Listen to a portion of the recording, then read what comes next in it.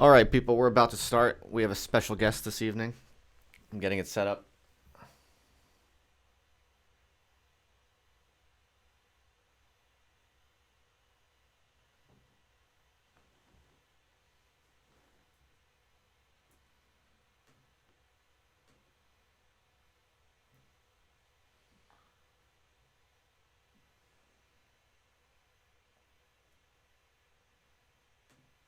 All right, people, what's up?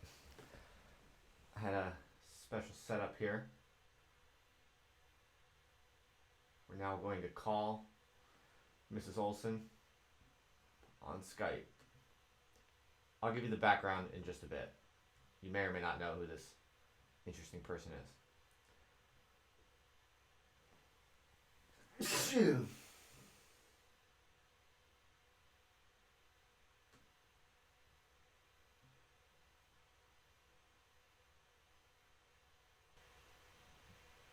Hello? Hello, can you hear me okay? Yeah, I just was like clicking on the live stream to see if you were okay, my friend. I noticed you were talking about Hello? me. Hello, can you hear me okay? Yeah. So yeah, you're gonna have to put headphones in because I'm hearing myself through you. Oh, great. Okay. Are you still hearing it? Yeah, I hear you fine. Okay, that's not good. Here, I have to go get them.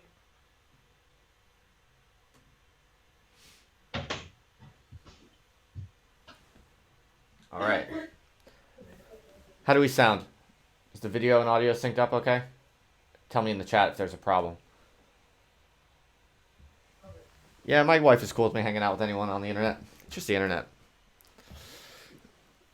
Okay. I have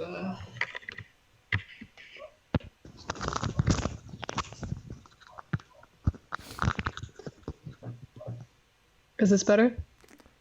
Yeah, so I just have to make sure that when I talk to you, I can't hear feedback and I'm not hearing any, so I think that's good. Can you hear me well? Okay. Yeah, I can hear you in my headphones. All right, excellent. And everyone who's watching or listening, if there's any problems with audio or feedback, just let me know. But I haven't heard any complaints yet, so I think that we are good to go. Now, do you see me or you just hear me? I just hear you. Okay. I suppose you could, if you wanted to, watch the video and follow along with the chat. But to be honest with you, I would not do it. I kind of recommend that my guests don't do it because it can be really no, honestly, the people who write in the chat on my thing are not that bad generally, but Oh, that's nice. it's just distracting. And every now and then there's like one or two assholes who will like fuck with your head, and it sometimes can make it really hard to think and talk. So up to you That's though. good. I hope someone tries to MK Ultra me. So thanks for hitting me up on Twitter today. You hit me up at a very good time because I was supposed to talk with this guy who I've been planning to talk with for a long time, and he's like a little famous, and I think people were kind of looking forward to it. But I fucked up because the time zone change, the like we set back our clocks in the UK where I live 2 days ago, but since our fucking like phones and computers do this shit now automatically, I didn't even really like think about it. So I fucked up and I stood him up by an hour. So I was supposed to do something on the internet today, but I fucked up my guest. So you came in just the nick of time. Well, we're just meant to be. We're just meant to be friends. I guess so. I think that's probably God working through friendship. Yeah, maybe. I mean, that's one of the things I wanted to ask you. Your Twitter name Oh, really? is Christ Lover. I was curious, like, Yeah. how literal is that? Wait, hang on. Let me fix something real quick. But actually, so that's something I want to ask you about. But I'd rather let's go slow and break into this. Yeah, let's pick Um, apart my whole account. I'm ready. I'm game for everything. yeah, awesome. Yeah, no, you're a good sport. I can tell already. Which is awesome. But yeah, so let's start with like, because I literally don't know anything about you whatsoever, and I suspect you don't know that much about me, unless or do you? I mean, how No, much do you know about me? nothing. Okay. Well, how did you even like find? How did you even find out about me then? Well, a bunch of my friends said you were a cool guy. So Oh, I was like, okay, I'm gonna tweet him and see if he will be my friend. And then it all just kind of happened from there, amazingly. that's cool. Who are your friends that Yeah. said I'm cool? They're all a bunch of I don't know, a bunch of very online people or weird online people I talk to in the group DMs, like Genius Chat. They're a bunch of geniuses. mostly. I don't know if you Cool. heard of that one. It's great, great chat. Cool. Well, I would like to meet them because, as far as I can tell, most people on the internet hate me. Well, I just certainly don't hate you, Well, thank Justin you. Murphy. But But a lot of people hate me. why? I don't know exactly why. It's genuinely kind of stumped me. I actually like last night I hung out with a group of like red pilled people in like Nice. in London. I hung out with like a bunch of weirdos It's very based. from the internet and off the internet who are kind of like I don't know like exiled or red pilled people or whatever you want to call it. I don't know outcasts and uh there was like one guy among them. I'm not going to call out any names. I don't have any beef. I don't really care. But like one of the guys, I met most of these people for the first time. One of the guys, he was like, he had it out for me before we even talked about anything. He was like being really kind of aggressive and kind of mean towards me. And it was clear like that it was clear like he already knew who I was and really didn't like me. And also like I recently there's like a crew of internet people who like I thought I was friends with, and I think I still am. I'm not gonna be like a baby about it, but I was recently going through some old like private messaging channels with them and like going through the backlogs that I haven't kept up with, and like a lot of them were you know had some not very nice words about me, and it was like yeah, and the more and also like I'm starting to appear on. I start seeing my name on Twitter. Like I start seeing myself subtweeted recently, and Mm. it's almost all negative. I got a lot of haters. Is basically all I'm saying. I mean, that's the nature of being a big important account. Is the more visible you are, the more people hate you, sadly. Yeah, I know. Basically, I mean, I understand what it's like to be Kanye now. I have a lot more sympathy for him. I think. Um, I also have a lot of haters, despite being extremely, extremely niche. It's not for everybody, the stuff that I do. But sorry to hear that. well, I don't really see why anyone would hate you personally. yeah, I don't know either. Yeah, I just try to ignore them and tell myself that it's because I'm doing something right. yeah. You just got to Um, dab on the haters, as Jake Paul would say. yeah. So are you like actually a Jake Pauler? Oh yeah, yeah. I'm Is a that Jake ironic or Paul. no? I don't know anymore. Yeah, my There's a sort of dialectical, right? Like at a certain point, irony and unirony become,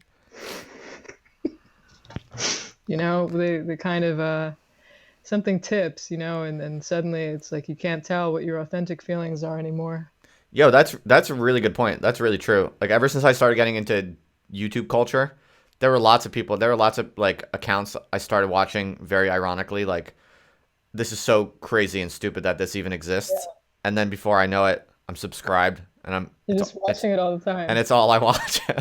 Yeah, yeah, me too. At this point, I mean, well, I shouldn't be this candid because it's a little bit pathetic, but like I spend a lot of my time watching YouTube now when it began as like an ironic experiment to be like, well, what even is this media? And I understand it's all like low quality, bizarre, like insular media that's so difficult to parse, but it's like now I just watch it. Now I just watch it all the time.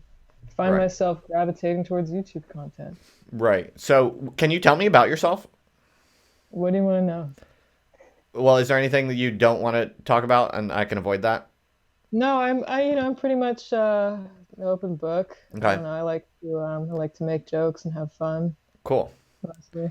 So, how about can we start with how old are you? Oh, that's something well, online I say I'm 19, but I guess I should say that I'm between the ages of 19 and 24. Okay. Keep it mysterious. Yeah. What if you were like, what if I just asked you that and you were like, I'm 11? Like, Dude, is that like illegal? Like, would I be in trouble?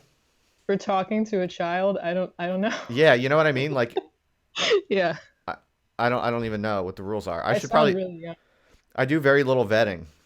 I mean, I try to do a little bit, but That's true. I'm like unvettable too. I'm like the most fucked up person possible online. Like the most fake seeming. A lot of people think my account is kind of fake, but you know what I mean. Like you the mean least probable you're not real Ashley person. Olsen? I'm a type of Ashley Olsen. Is that actually your name? Yeah, let's say that. Cool. So what's like your brand? How would you describe it? Oh man.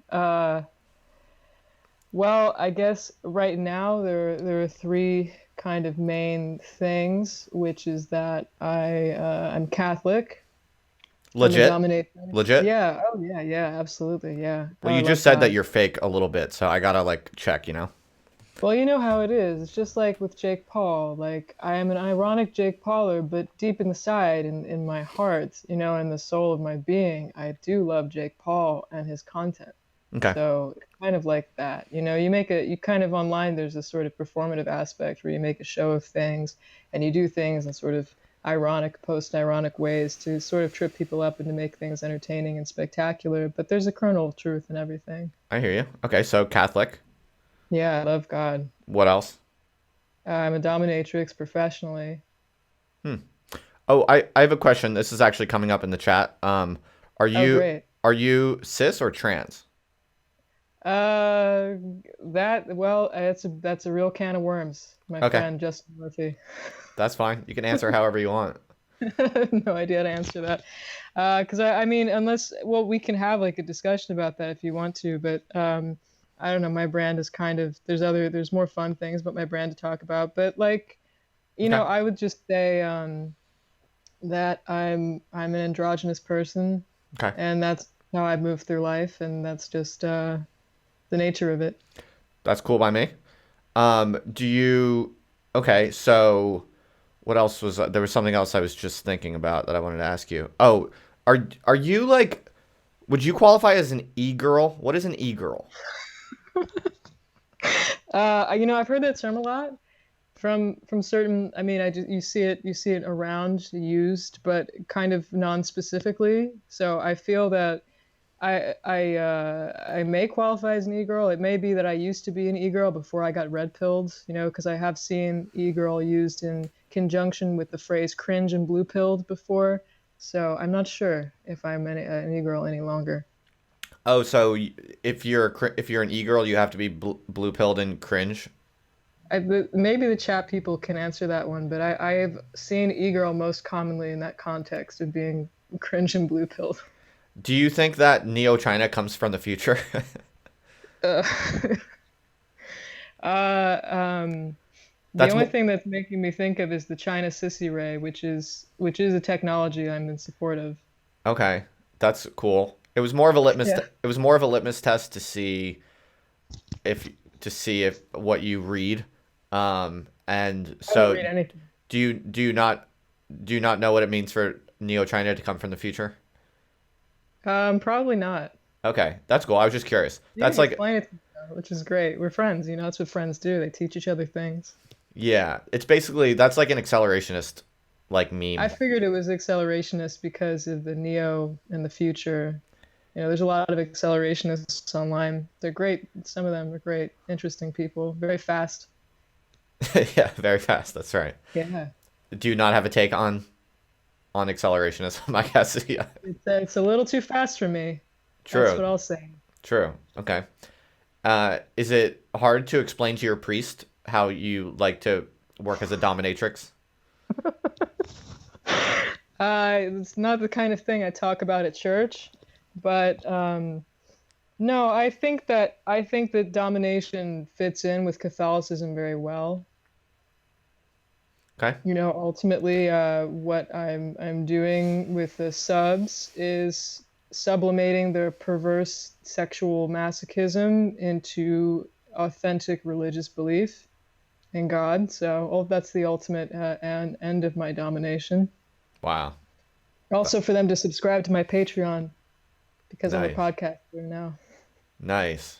Yeah, we'll get to that. I want to hear all about your podcast plan, Oh, and sure. I'll give you many opportunities to plug your Patreon. Don't you worry about that.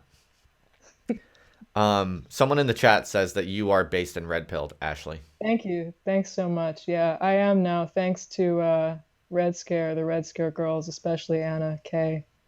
Thanks, Oh, mommy. oh yeah, right. So let's get to this because this Anna K person, how do you pronounce the name?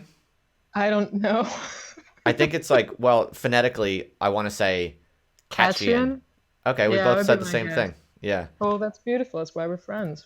Great minds. there you go. All I know is this person keeps people keep tweeting at me and saying her name in the same tweet. Like a few people I've appeared on Twitter next to her name a few times. So I Googled her a little bit. And I mean, she looks interesting. And I saw she does a podcast. It seems interesting. Is it cool? Like, you're a fan, I guess? Yeah, I mean, I like Red Scare. I like both of them. I would say Anna is kind of like an aspiring trad wife with the presence of a stone butch, and I admire that very much. What is a stone butch? Oh man, uh, a stone butch is like it's like the chat's gonna roast me if I fuck this up. Oh my god. So it's like a lesbian term, I believe, which refers to someone who gives in the well, it's in the sexual context. I never I never explain it. I just say it without explaining it. But in the sexual context, it's someone who gives but does not receive. So it comes with the whole aesthetic. And to me, Anna has serious stone butch energy despite her performative masochism or whatever. So she gives but does not receive, you mean? Not sexually, like, I guess, right? You wouldn't know that. You wouldn't know I mean, that. she's no, not personally, but she's kind of a contrarian. I guess that fits in with it too. Well, um, it seems like her podcast is it cringe and blue pilled or based in red pilled? I would say Red Scare is somewhat, at least somewhat based in Red Pill. Yeah. But they're leftist, right? I kind of can't tell. That's good. That's good. I like that. I actually think that's good too. I think it's good to keep some kind of ambiguity, but I don't know. I would like to think that as someone who's been red pilled by Anna, that perhaps I will come to be more red pilled than even she. Oh wait, So so we'll you were see. red pilled by Anna? What about the other girl in that podcast? Is she like not as important? No, Dasha is extremely important. She's a very beautiful, wonderful person. Is she based in red pilled? Yeah, she's incredibly based. Anna is the more based and red pilled of the two in some on some level, and Dasha's kind of like I mean, she's kind of like well, she's very I don't know, she's very cool. She interacts with culture in a way that I think is very cool. Very in touch with like groypers and stuff. Oh, is she a groyper? Well, I was actually going to say that, and then I was like, oh, is that offensive? I really can't tell, and there's no one like physically with me to stop me from saying things that are offensive. But she kind of has Groiper energy, Dasha. Well, they seem She has a little cool. bit of Like I only Groiper. browsed through their stuff. I didn't listen to anything and I didn't read anything, but they look like cool and Yeah. like it seems like I would probably like them if I listened to them. That's probably why I keep getting mentioned alongside them. But I'll look into. I mean, would you recommend? Do you think I would like them? Maybe, yeah. I don't know. We only just met, but I like how they sound. I like how they talk and stuff. I mean, I think they're kind of, a lot of people like them. I like that they're based and red pilled. I enjoy that. Part of Red Scare. They have nice voices. There's a lot of vocal fry going on. It's very pleasant. And so, is their audience mostly like women or like thirsty men? I think it must be some kind of split between them because I think that's always the case with women in media is that you have to have at least some portion of thirsty men, which for me personally, I think that would be ideally a lot of my demographic. So I think that's good. They do have a lot of reply guys. They have like an extreme amount of reply guys, some of whom I've become friends with. What's So a I think reply that, guy? oh man, reply guy is a guy who replies to all of your posts regardless of whether or not you acknowledge his reply, and there's some kind of thirst implied. Okay, right. I have reply men. I think. Yeah, I am sure you do. I I think was I have. basically a reply guy for you at first, and then you reciprocated. Now we're friends, but otherwise, Oh, but isn't you're a woman, so you'd be a different category. Like, what I'd do be you an say? e-girl, I guess. Is e-girl the opposite of reply? Is e-girl like the female version of a reply man though? I think it's different. Reply man. An e-woman and a reply man. Now I wonder if that's like a dialectic, like reply guy, e-girl. I don't know. We need a good name for like a reply girl or like I think I have Yeah. some. I think I have some thirsty um, trans people actually on my audience. Uh, I mean, I don't want to sound, you know, I don't want to sound like conceited to say that they're thirsty. I don't know their intentions. I don't know their desires, but I get the vibe that, well, I do a little bit of data gathering, let's say, Mhm. because I'm kind of like a whiz kid when it comes to like using the internet to collect information.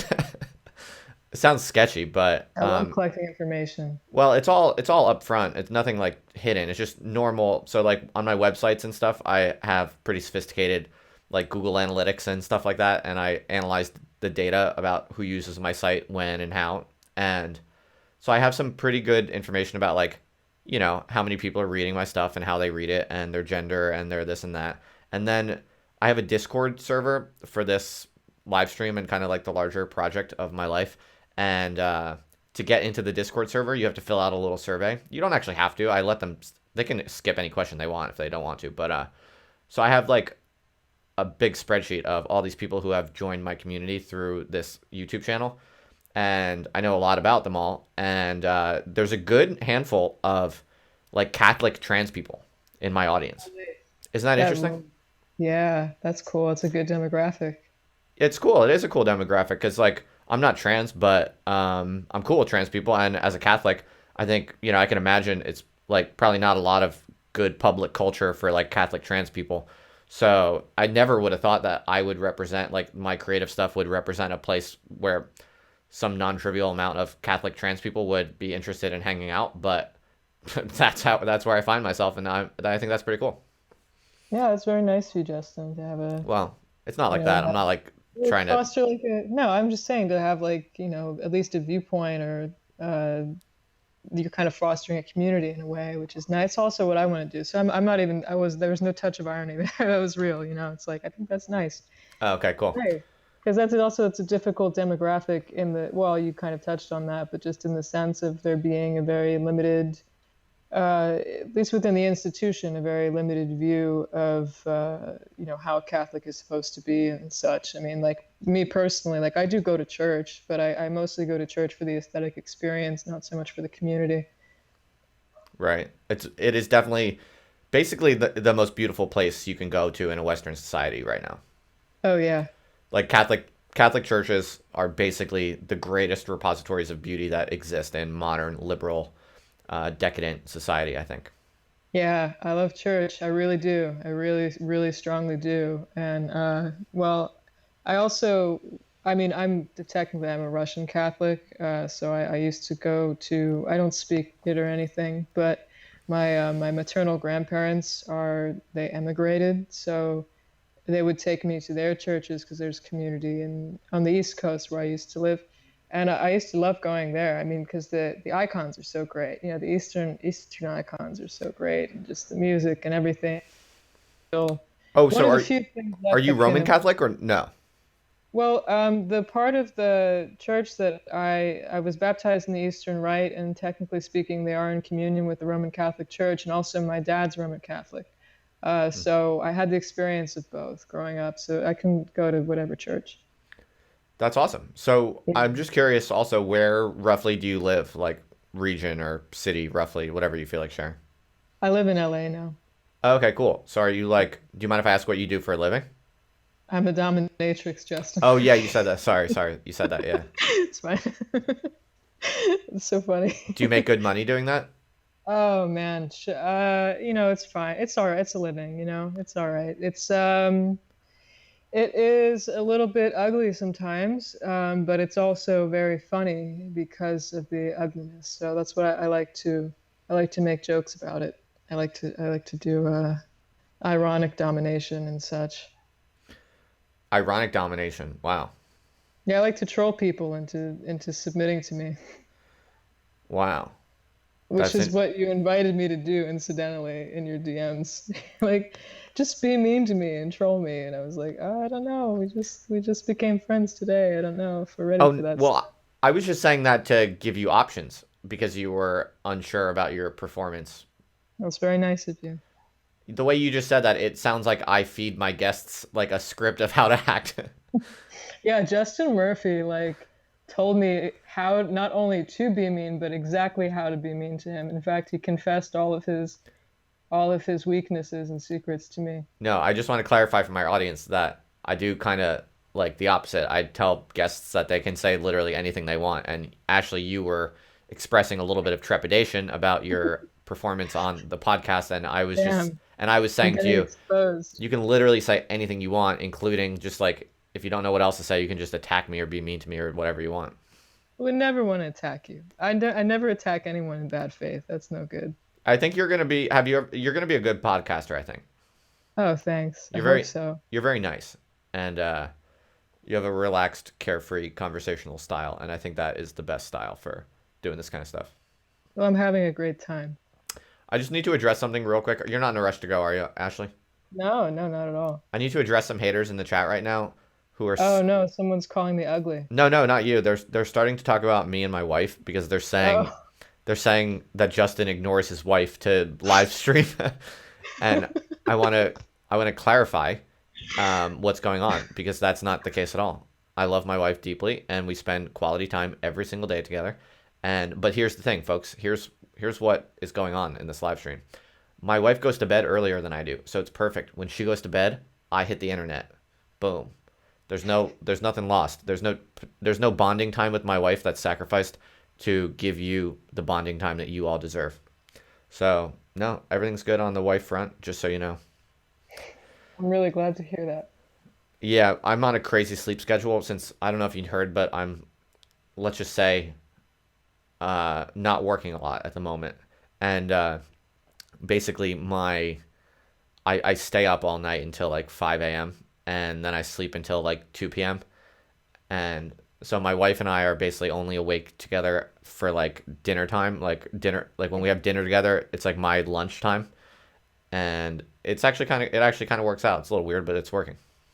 It's kind of neat, yeah, because I feel like I have a similarly kind of unstructured life right now because I'm not working like really.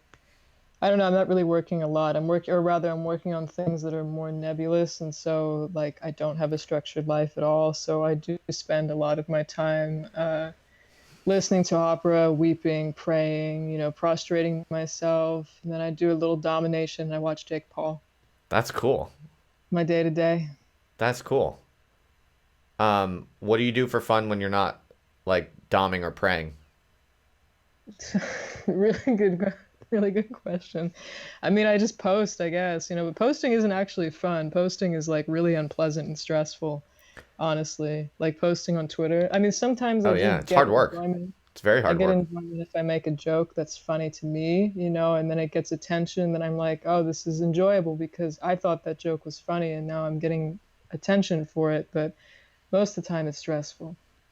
How did you kind of become internet famous? Would you say I'm internet famous? I don't know if. Do you think I count?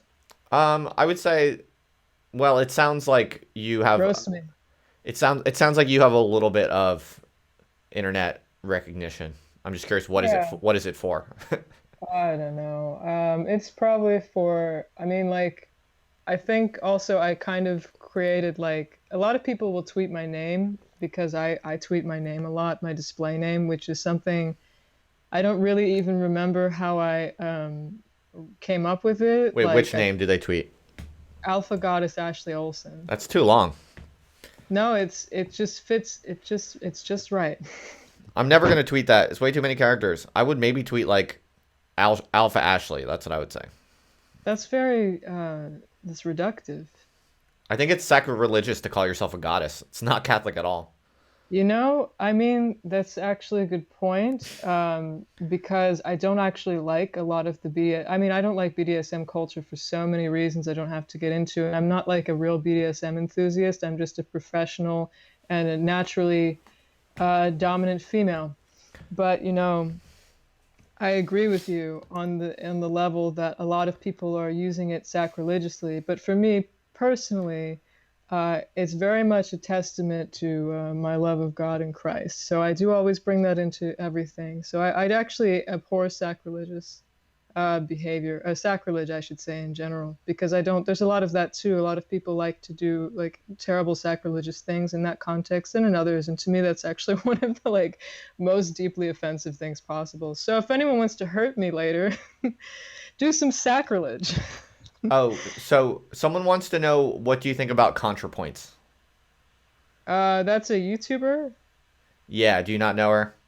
I've never watched a video of hers, but I know she has like an iconic video aesthetic and it actually looks good. So that's the extent of my opinion. Yeah, she's like fairly high production value shit. Yeah, she has like some nice purple, like some soft purple lights or something. Yeah, that's That cool. shit looks good. That looks really good. I feel like you're a little bit more low tech, more DIY type. That's so mean. Are you?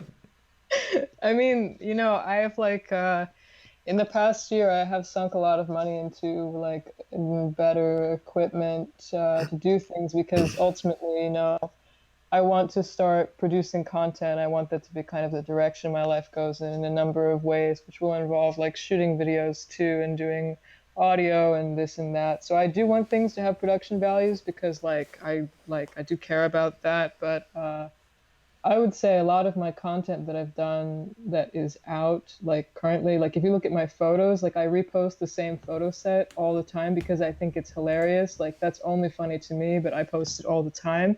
And that was taken on a smartphone. That was like a year ago. We took those photos in our backyard. So that's very low production. So I see what you mean, because like the Ashley Olsen page right now is like very lo-fi. So I don't know. Maybe if I made a bunch of money and people really wanted me to do content, then I would make it better. Yeah, I mean, I guess if and when I become the Kanye West of like weird political scientists on the internet who talk mad shit, then maybe I'll increase my production values. But I think in the short term, you got to have a DIY attitude where you don't really give a fuck about like how good things look and sound, and you just get after it, you know? Yeah, I mean, I care about being beautiful. I'm like, being like the most representing rather like an ideal. I do care about that somewhat, Yeah. but I also want to be at least I have to compensate for my brand somehow, so I want to be at least a little bit accessible to people. Yeah, I feel that. I mean, I care tremendously about being beautiful. I've just never really had to try to do that. You're very beautiful, Justin, aren't Thank you? you. That's very kind of you. You're welcome. I am married, I have to tell you. Well, I was saying it as a friend. Of It's a course. it's a Yeah, show of friendly love. It's of a course. sign of goodwill. It's just important to have clear boundaries at the beginning of a friendship, you know what I mean?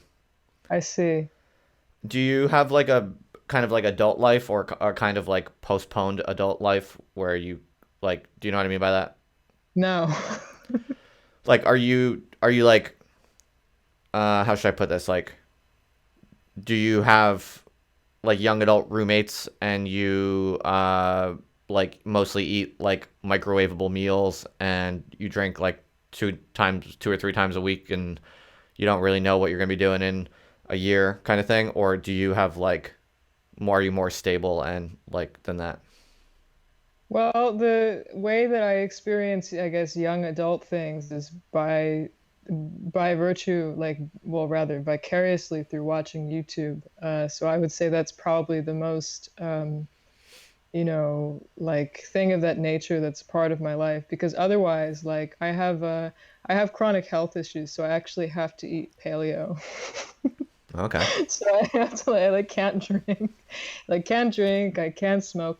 I used to smoke like clove cigars in the past couple of years, but at this point I can't. I tried smoking one the other day and I just couldn't do it. Smoke a lot of weed out here in California, which is kind of nice. I never was a weed person before, but it's just like everywhere. So, you kind of do that. But yeah, I would say I really like, I don't know.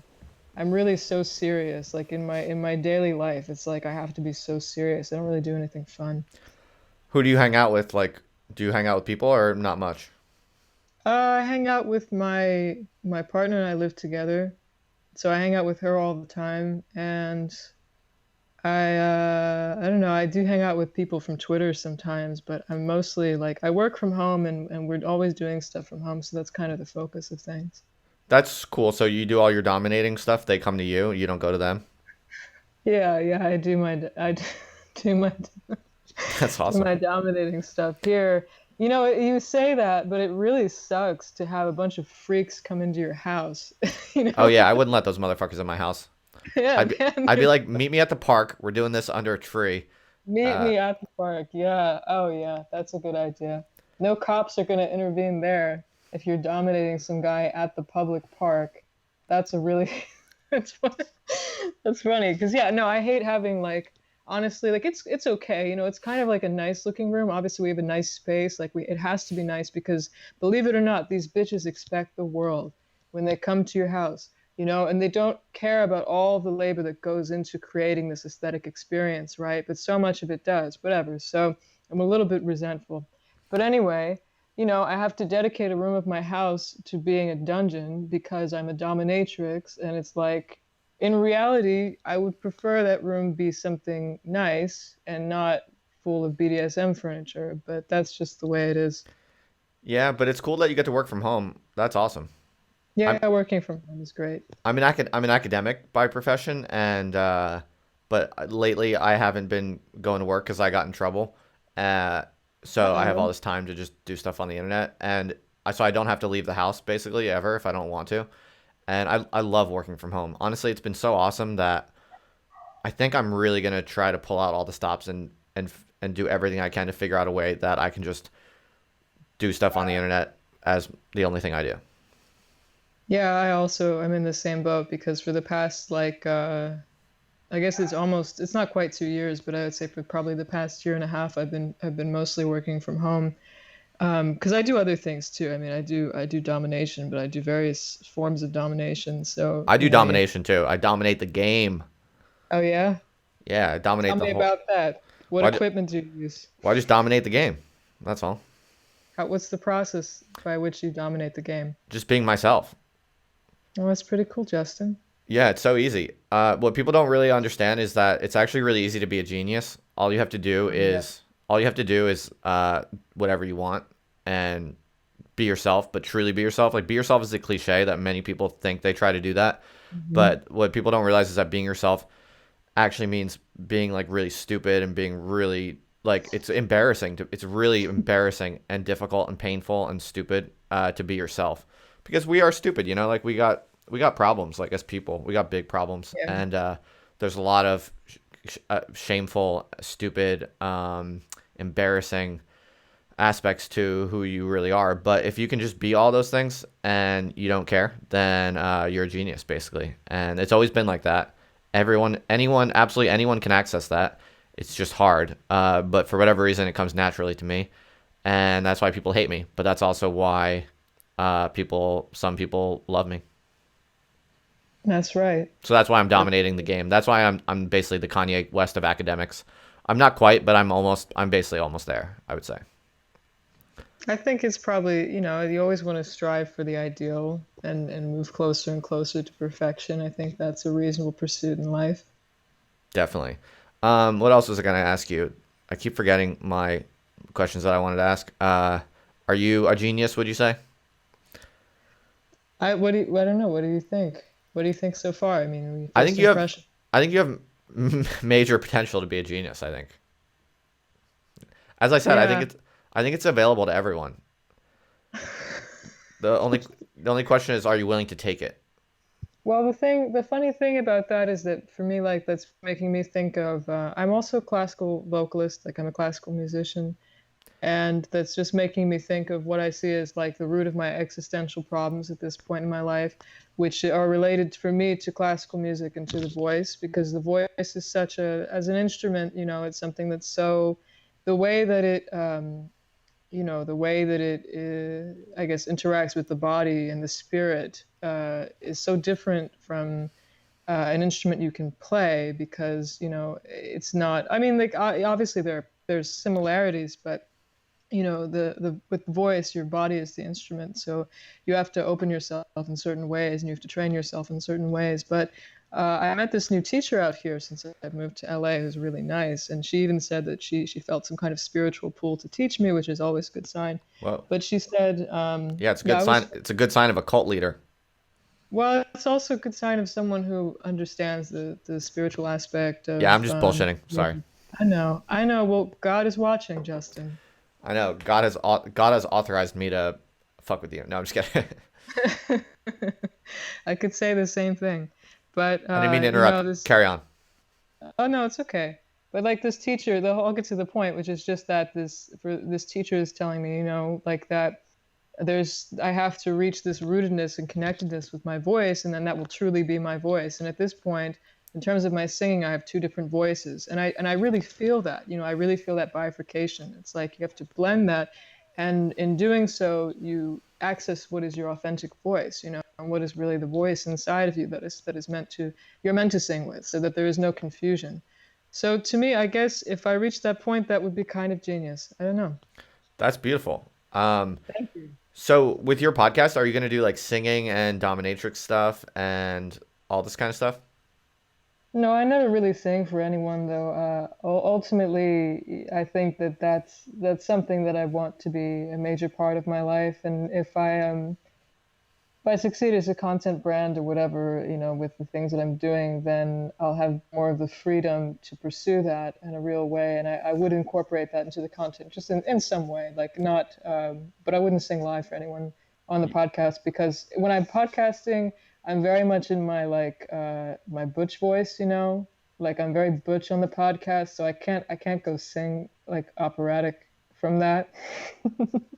It's Sure. like I have to do an affect, but podcast is fun. The podcast is kind of dominant because we're both dominatrixes and we do talk about work on there sometimes, but also for the fact that many of our patrons are submissive males for sure. I Hmm. know because I've personally made a number of submissive males donate to my Patreon. Wow. That's a really good audience base to have because you could just tell It them is. to give you more money and they'll do it. Yeah, sometimes. It depends on the guy, You have to be really tactful, but of course, I've been in the industry a long time, so I know what I'm doing. Oh, you know what? You just made me think of it's a bit of a tangent, but well, actually, it's pretty related. But I was looking through when I was doing research on the Red Scare thing. People, I was looking at their Patreon, and I've noticed it was very clever. I think how they describe their rewards. Let's say. I think there's. Uh-huh.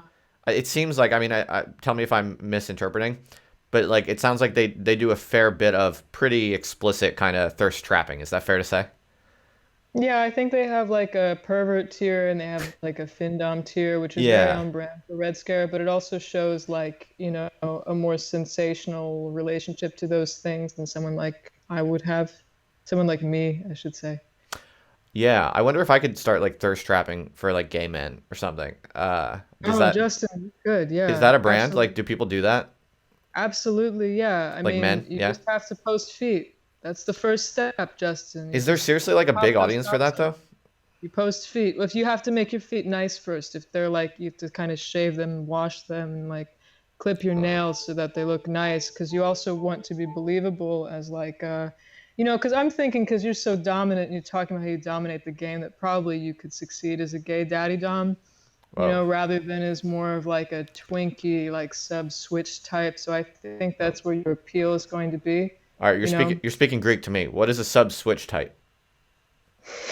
Like so, if you know what a dom is or dominant, then the sub would be submissive. A switch is the versatile in between. Oh, People who okay. say that they can be dominant or submissive. And personally, this is me talking from almost an outsider perspective because, like I said, I have no fetishistic relationship to any of these things or no sexual relationship to any of these things. I'm a Catholic, so. Okay. You're kind of like a female version of Kantbot a little bit. It's so funny that you said that. You're like the e-girl Kantbot. I'll tell him you said that. Oh, are you friends with them?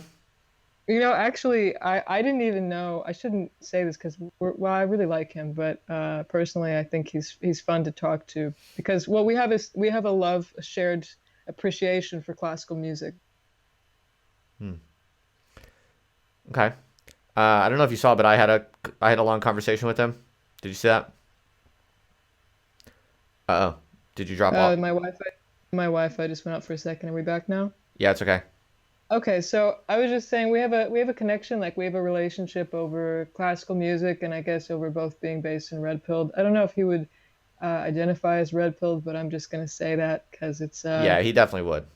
yeah. So I would say that those are the things we have in common. But he followed my account for a while when I was really tiny and like not active on Twitter, and then like recently I realized who he was, so I followed back. And what happened was he posted on his feed one of my most favorite operatic performances ever, which is Eula Biel, who's a contralto singing "None But the Lonely Heart" by Tchaikovsky.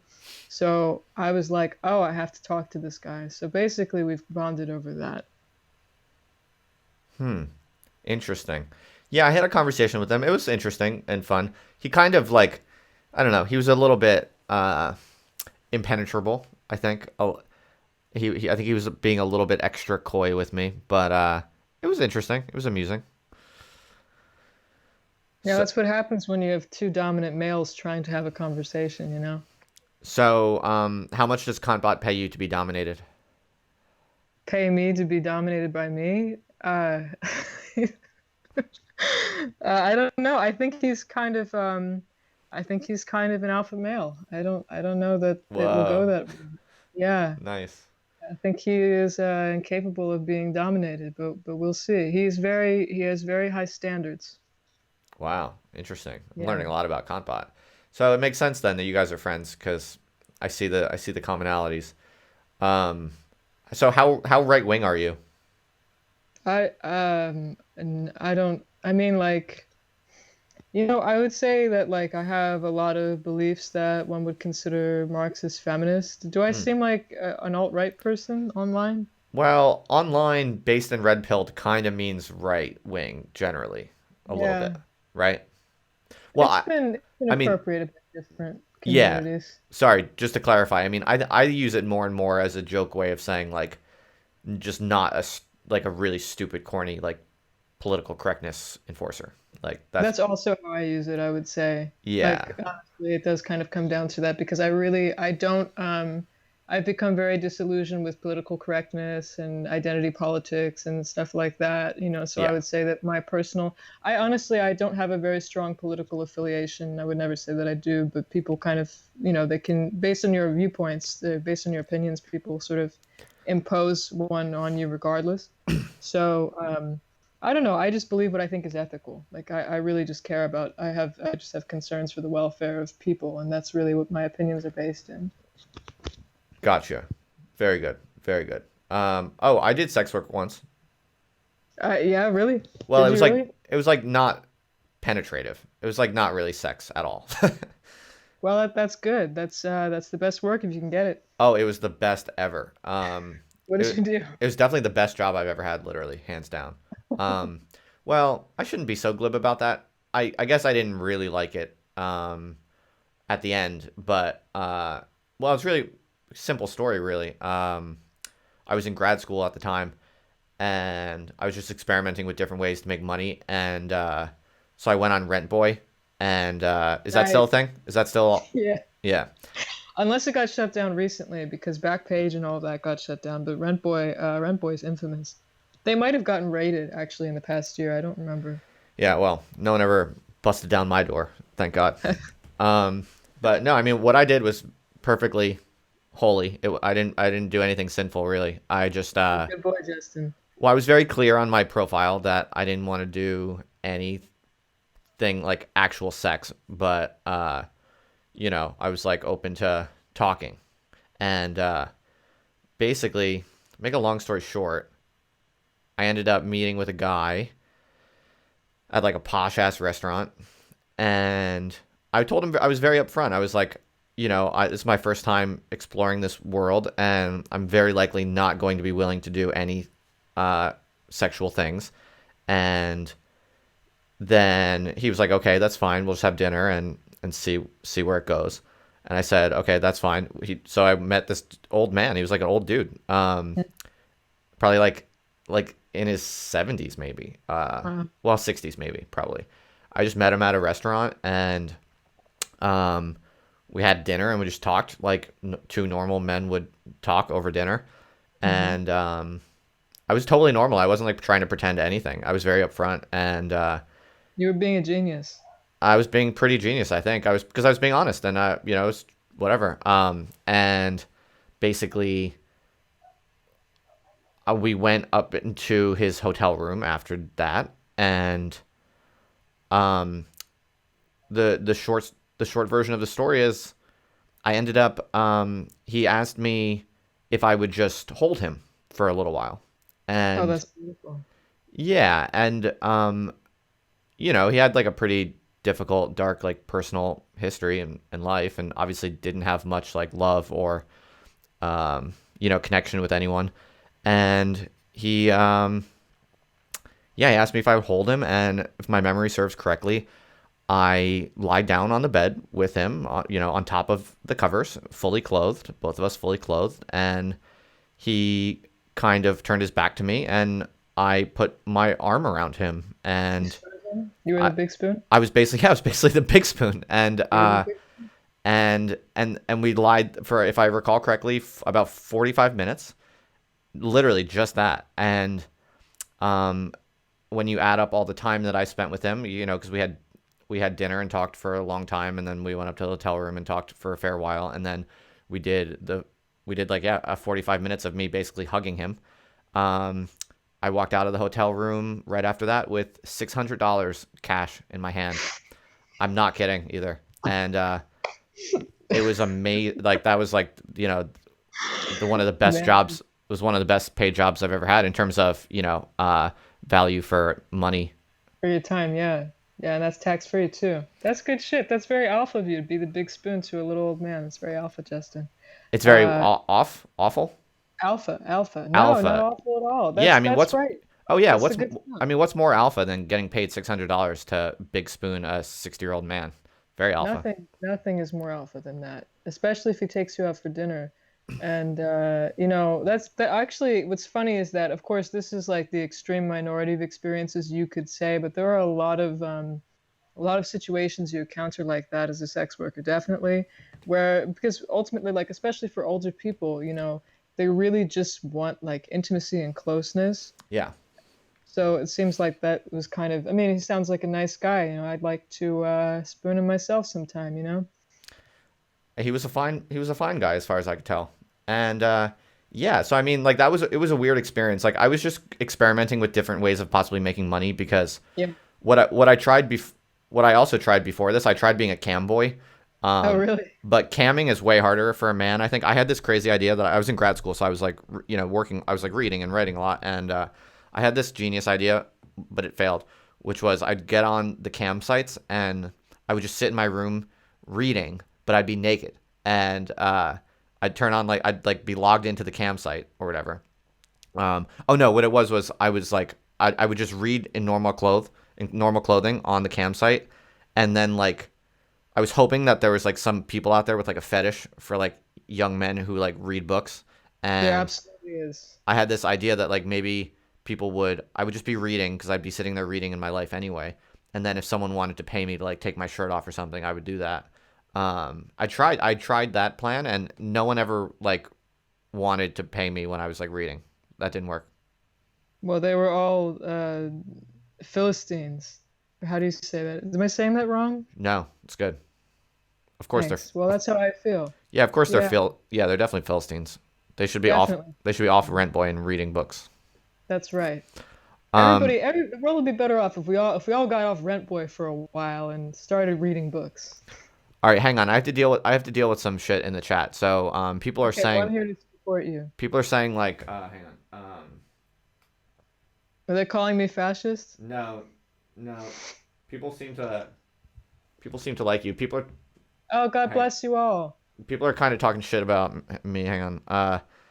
Oh no, they're not talking shit, but they're saying like that they're kind of saying I'm stupid for talking about this because people are You're gonna look not at stupid. people are gonna look it No, up and I'm gonna get in trouble and stuff like that. But no, it's good because we're bonding. You and me are bonding. They don't understand. We're becoming friends right now. This is a friendship taking place. It's in action. We're deepening our friendship right now. So it's very important to be able to relate to one another, and I can certainly relate to your experiences here. definitely. Gives me a Um, great idea also for something we could do together. what do you got? Not in a weird way, but we were thinking as a podcast because of our background that we would sometimes do like live stream shows, but we would do them on Chatterbait. So potentially, if you're like some other campsite, because it's kind of like playing on that because we're both in the industry, and it would be like a funny way of like trolling that whole audience because they're Philistines and they deserve to be trolled, and trolling is domination. So potentially, it might be fun if Okay. you were to join the two of us on a girls chat live stream on a camping site. I think that might be really fun. Oh, that'd be hilarious, actually. Yeah, right? Yeah, we should Like, do that. you're a dominatrix. I'm dominating the game. I get it. Exactly. I get it. Exactly. We would be doing it all together, very alpha all together. And by that point, you may have a well-established daddy dom career if you take my advice and you start posting feet pics, because that's what they want to see. Wow. Interesting. Wait, so They how would want it to be work? Like, really how nice. would I have to like get an account on this like site? No, not at all. Like what we would do, I mean, you're in like England or something? Yeah. Okay. So I don't know if do you come to the America? Do you come to like the West Coast ever? I mean, I think probably once my YouTube channel reaches a certain point, I'll have to move to LA and buy a mansion, probably, I That's guess. what we all do. That's what every YouTuber does. Yeah, You have probably. So everything. that'll probably be like sometime within the next, I don't know, 12 months, probably.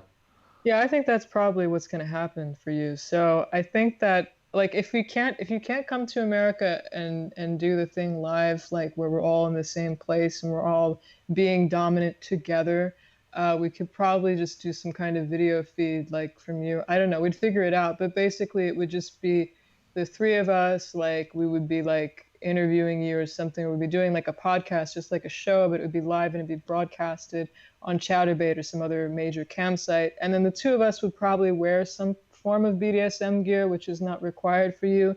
My whole shtick is I don't show face, so I have to do something aside from show face if I'm being on camera. But just basically be that. It'd be very chill, relaxing. I'm game. Sounds weird and fun. Nice. That's great. Wow, I can't wait to do that in the future. That'd be so awesome. Yeah, definitely. Yeah, so like these people that are kind of talking about me real quick. So like I just want to say something real quick. So I mean, I'm already basically all in on being honest on the internet. Like people are kind of saying I shouldn't be talking about this. I'm gonna get fired, this and that. But I'm already I've already decided like a long time ago. I'm going all in. Like there's a certain how can I put it when it comes to doing stuff on the internet. If you're gonna be a true internet person, you can't you can't hold back. You can't like split up some of your experiences, some of what you think, some of what you feel, and say like I'm never gonna put this on the internet because then you won't be a good person on the internet. But if you just go on the internet and you say it's all fair play, then you can be a good internet person. That's one of the key insights I think that I've had, and that is how I'm living now, and I'm all in on the internet. So yeah, I'm already probably gonna like eventually lose my job or something. So I might as well just share everything I got that's at all interesting. Yeah, you have to be a genius about it. Exactly. This is the genius way, and it's not. I'm not like it's not anything special I'm doing. It's just it's an empirical, it's a general empirical pattern. I think like you can't pull punches. You miss 100% of the punches you don't take. Booyah, booyah. So tell me about your podcast and what is the idea behind it. My podcast is called Girls Chat, and it's a chat. It's a place you could say, in a sense. It's where girls can talk together about their ideas and such, and have conversations that are girl-centered conversations. It's mainly about girls and chatting. Um, and we started it because we were red-pilled, so we had to make a podcast. Okay. So it's girls only. I mean, technically speaking, we will allow people onto the podcast who are not, they're not female, but it's like when you're there, you kind of become female temporarily, just in spirit, if that Okay. makes sense, because you partake in spirit of girls chat, so I could do that. you wouldn't remain female, I could do that. just temporary. Okay, great. That's good. Good. I'm I, I glad. I have a feminine side that I can access very easily, Of course, you're a very sensitive man.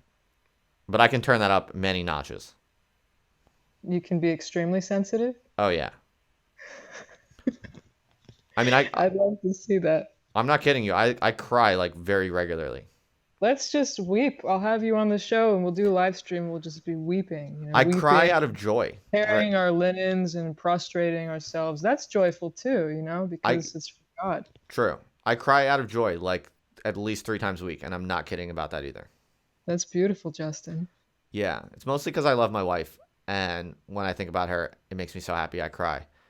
And also sometimes if I'm reading like a really good book and I have like a lot of coffee, I'll like cry from kind of like ecstatic insight into the truth. Yeah. Yeah. Yeah, I think that crying is good personally. I think it's very cathartic and sometimes, it's like I think it's spiritual. For me, it's like a very spiritual act where you have to be so moved by something emotionally that it results in that reaction. I think that that's the best, as opposed to crying from stress or something like that. Yeah, that's the worst. That's the worst. So how long have you been doing your podcast? We made it like the timeline of all these events was very fast, so I'm recent. So I guess we made it like a month ago or a few weeks ago or something. We have like one episode. We have one episode out, and then we have like a supplemental thing for the patrons because we appreciate them very much. Except for the submissive males, then they're supposed to be doing that. I have to say that. Sorry, I'm obligated. But then we're gonna release another episode this week, which will probably be obnoxiously long or something. So hopefully that satisfies people. What number guest am I going to be?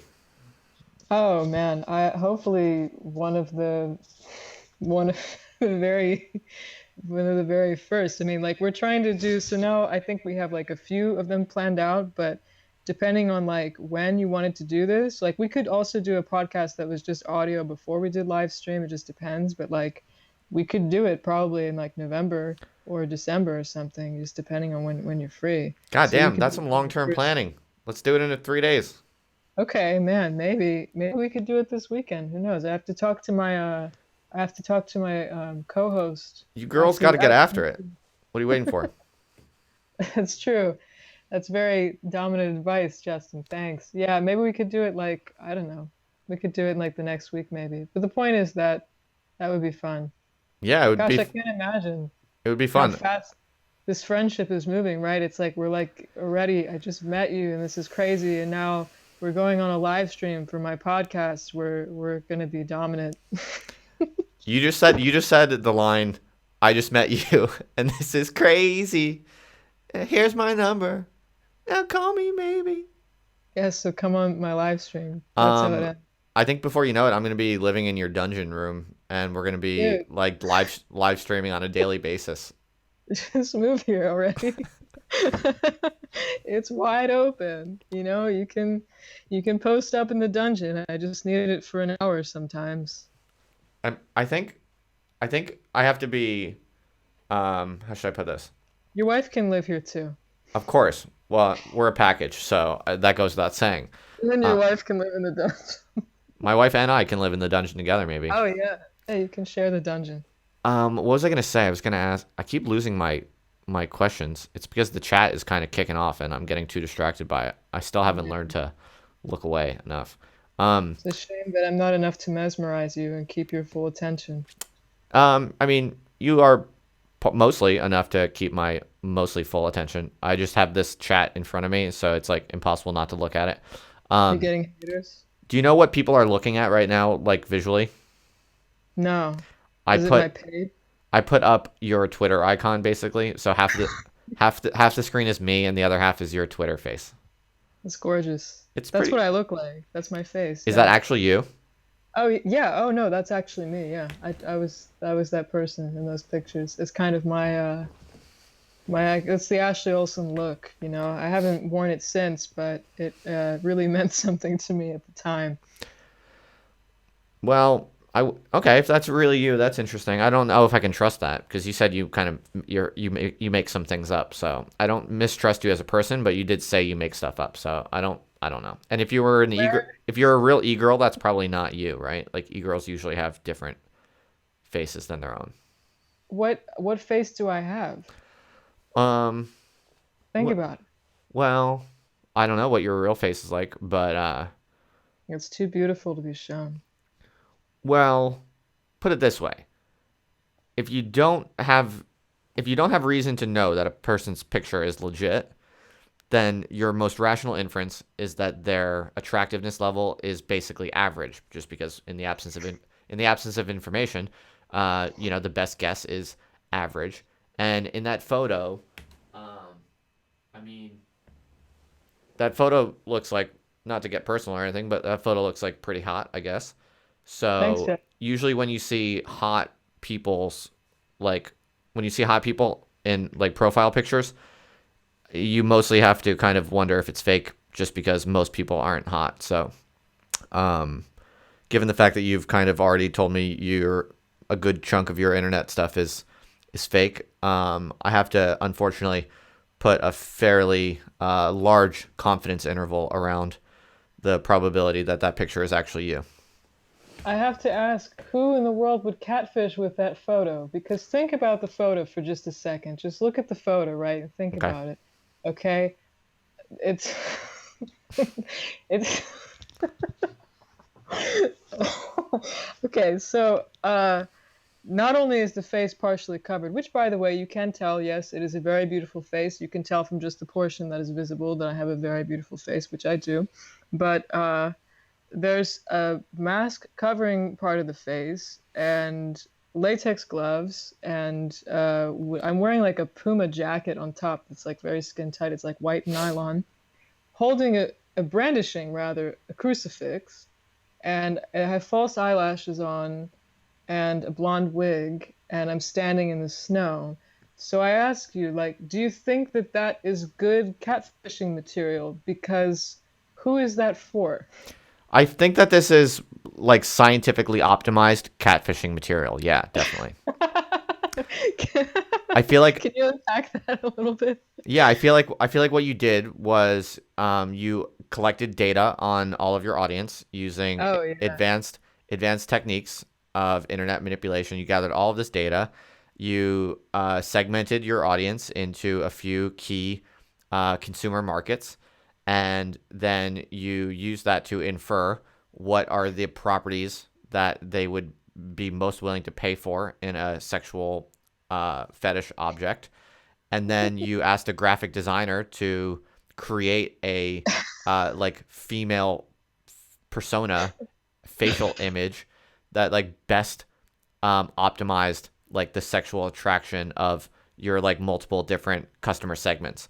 I think that's what's going on here. So I'll break it down for you. Like the crucifix is obviously for all of your Catholic followers. Your username is Christ lover. So clearly one of your major target markets you're looking to exploit is the world of Christians. Oh, don't So say exploit. That's not very nice. you're right. You're right. That was I should say one of the key markets that you're looking to forge synergistic growth relationships with. Synergy. Yeah, synergy. Um, Absolute. yeah, would be all the Christians because there's a lot of them out there, and then like thirsty men who just like want hot girls, and also, and this is kind of where your I think marketing genius comes in. Um, you also want to appeal to all the like trans and LGBTQ people and kind of like more ambiguous internet types of sexualities and subcultures. And so like this is basically doing all of that. So like the clearly like a nice shaped face with like the sexy like bleach blonde hair or whatever, platinum blonde hair. That's like typical kind of like hot girl porn star kind of like a attraction. And the crucifix gets all the Christians. And then like the covering of the face is actually quite genius because Oh yeah. it Yeah, I'm because nice. it makes it more mysterious and everyone's attracted to like what they can't have. Like clothes make people, you want someone more when they're dressed because you can't see what is underneath. That's what makes it sexual and attractive. So doing that to the whole face, not only stokes the desire of the people thirsting after you in these different segmented ways, but also it opens you up to like a broader range of subcultures just because they don't know. Everyone can kind of imagine that underneath the hood is their identity and their subculture. Damn, Justin, all of that, and you don't even follow my account. It's the first time I've seen it. Yeah. Are you gonna follow back? Um, depends how Uh-oh. depends how I enjoy this conversation when it's over. Depends Oh how man, depends how this wraps up. No, I'm just kidding. Sure, I'll follow you. that's great. Yeah, no, I mean, I appreciate that. That's a very nuanced allegation that I am a catfish. Well, it's just a speculation. I don't know. Are you saying straight up that that's truly you? Oh, that is me in the pictures. Yeah, I put that outfit together. That's like an $11 wig. Okay, Honestly. nice. Yeah, I did all of that because that was kind of like I don't know really why I was doing that, but last year those pictures were taken in like December of last year around Christmas. That's why one of them is a whole set. It's like there's like 11 to 20 pictures or something, and one of them is a Christmas. Has like all the little Christmas pictures on it and stuff. I posted it today because I made a joke about catfishing because admittedly, I am a professional catfish, so it makes sense that like I would have that kind of calculated understanding of how I portray myself and such. And you're not wrong. You're really not wrong about many things that you say. You're very perceptive, intuitive person, which is why I'm proud to call you my friend. But yeah, that's me in that picture. I'm the genius behind that. I'm the beautiful female inside of that costume. Well, if you insist on that being the case, I will believe you. I have no reason not to. And Well, just reverse image search it. If you don't believe me, you can just reverse image search it. oh, That's a okay, way of destroying a catfish. That's the catfish's worst enemy is reverse image search. right, right. But it's not necessarily going to give you the true provenance. Well, if it were a stock photo of some random woman, you would find out. Oh, well, I believe it's I authentic. just Okay. cropped the watermark out. Okay, so I guess at this point, what I'm believing is that you truly took that photo, and that is you. But with given the wig and given the face covering and all of that, it's hard to get a read on. Like, you look pretty feminine. Like, I took from your ambiguity about the response to that question that I was basically inferring that you are trans. But that photo, you look like pretty.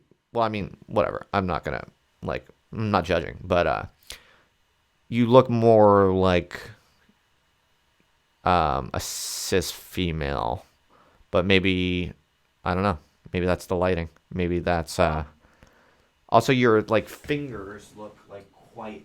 Your fingers look quite thin and kind of like cis female. Well, it's because I play the piano. Interesting. I Interesting. have long thin fingers so I can reach the octaves on the piano. But I also, yeah, part of that is the styling. Definitely, it's the styling because there's the makeup on the portion of the face you can see, and the way the mask is laid, and the way I'm posing. What I'm doing with my face and the wig and all of that. There are a lot of cues which construct this character basically, and I also, when I'm being shot, when I'm in what I would call, I guess, drag in a sense, because that's not how I dress on a normal, ordinary basis. Rather, I dress very, I don't know. I guess I'm not really butch. I wouldn't say I'm butch. I guess I kind of like. I do like to wear more androgynous clothes. I do like a lot of catsuit type of things. I guess that's partly my job, but I do like that kind of fashion where it's more androgynous and amorphous. So not extremely feminine, but I do have an androgynous face. It's a beautiful face. I have a great face. I look very Russian in the face because I am Russian, but I have a very androgynous face. I always have, and my features are. If you looked at my face just by itself without all the styling and in that context, then you might get a different impression of it. But I'm not offended by your perception of the photo. I think that's nice that you like it, and you seem to think that it's a good picture. So that's good. It's mysterious. I think it works very well for your brand. You know what I was also just thinking is the whole like white face covering thing. You know what it really evokes is like how Chinese people always wear those like face masks. Oh yeah, like the it's like a UV protection mask. Yeah, or I thought it was like for air pollution or something. I think there are different ones. I'm not totally familiar, but I did actually get that particular mask, as well as some others from Amazon that were from a retailer that was like it was like a UV ray face cover. Yeah, that's what it's making me think of. And so I think what you're also doing there is you're stoking the attraction of all the men who have like Asian fetishes. Oh boy.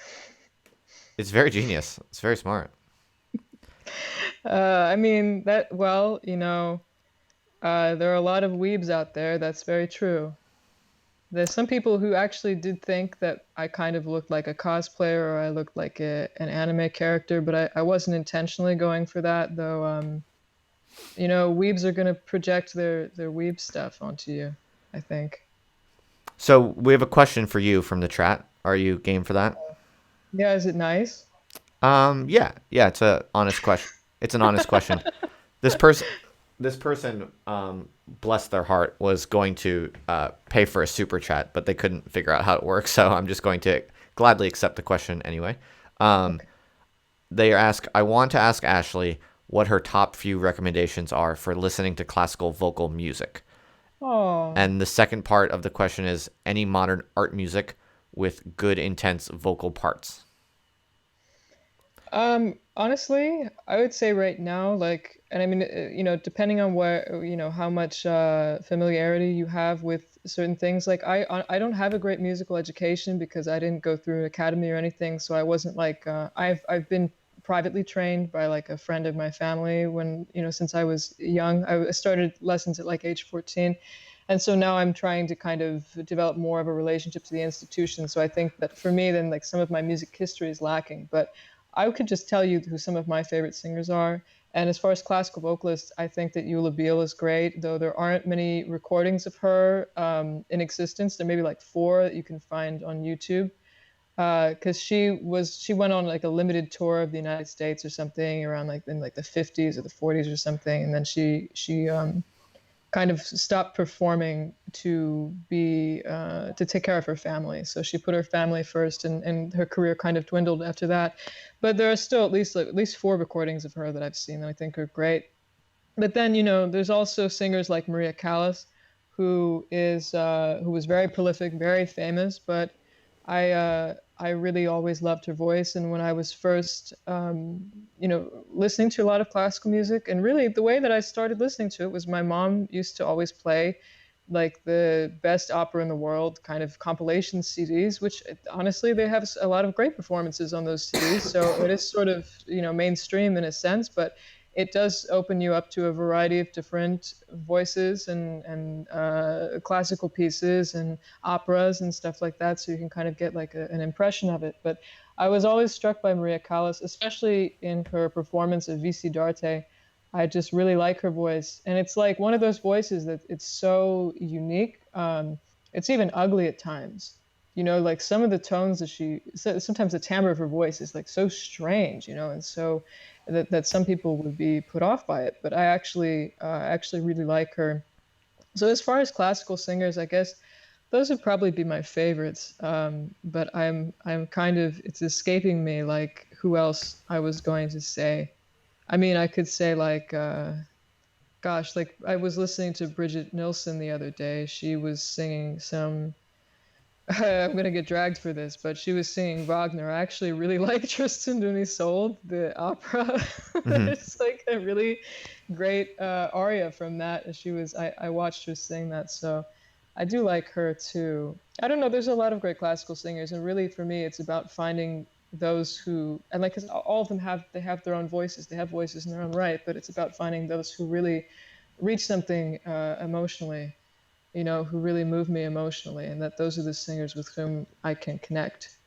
But about modern art music, I like I said, I don't have a great musical education, though I have listened to a couple contemporary operas. There was like one time it was years ago at this point, so it's not that contemporary, but I think there was a Moby Dick opera. I was watching it with my dad, and I was like, wow, there's something about this that I really like, even though it's like postmodern, and it was like really weird, and there had this big whale, That was so weird. Well, it's Moby Dick, so you have to have a big whale, I guess. But but it was like, it was just really strange, like staging and stuff. But I thought a couple of the performances were pretty neat. I haven't been able to find it again though. Wow, that was cool. You said a bunch of stuff. I'll have to Google later, but I'm sure that you mentioned names that the person who asked the question knows that I don't. I hope so. It was probably a very pedestrian answer because I'm not that smart. Are you Asian? Well, I'm no, I'm not Asian. I'm Russian, but I have kind of some, like Eastern European people have like Eurasian features. So I do like I look very Slavic, honestly, in the face. Some people in And the chat were wondering if you're Asian. I was just curious. no, I'm just Russian. So is that why you like the Anna K person? Because she's Russian too? That's why I can never hate them. I couldn't hate Dasha or Anna ever because they're Russian. Yeah, I always was like, wow, we should be friends because we're all Russian, just for that reason. I actually do like them, though. I mean, I think they're nice enough people. I mean, Anna probably doesn't really like me, but Dasha's cool. Oh yeah, what did you say? She like subtweeted you? What happened? Oh yeah, so it's funny because like we're talking about stuff without that context, which is kind of like the event that triggered for everything else to happen. But basically, like she subtweeted me because I exposed some guy for preying on like underage girls, and she subtweeted me and called me a Me Too feminist, and then she got a lot of negative responses to that, and then we made our podcast like to troll her, kind of. Interesting. So she thinks you're cringe and blue pilled? Yeah, like she was thinking I was cringe and blue pilled, which I don't think I was cringe and blue pilled at that point, but I'm certainly not now. No, no, I could never come back from being red pilled by Anna K. Oh, dude. Well, this podcast is going to be huge for you then because you're proving how based and red pilled you are, I think. Oh yeah, it's really just an exercise in being based and red pilled. I mean, do you want, what are the more other, well, like, what are other super based and red pilled things that you think to show off on this stream real quick? What kinds of things are based in red pilled? I don't know. Well, what are your most, like, alt right thoughts? Really, I'm gonna get canceled. No, nothing too bad. I mean, you can say whatever you want, but Okay. I'm just saying, like, everyone has things that they think that are a little edgy and that you could kind of get in a little bit of trouble for.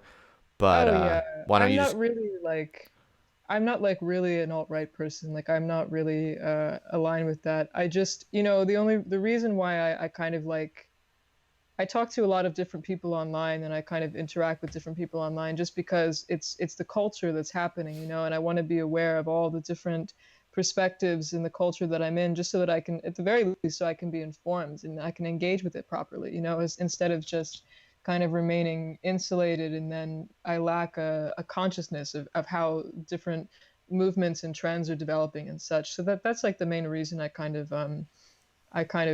curate my online experience the way that I do, which I know some because sometimes people have questions about that, but for me it's really just being tapped into the zeitgeist. But yeah, I guess my edgiest opinion, like the opinion for, and also I do kind of express this, but in more tactful ways, like sometimes.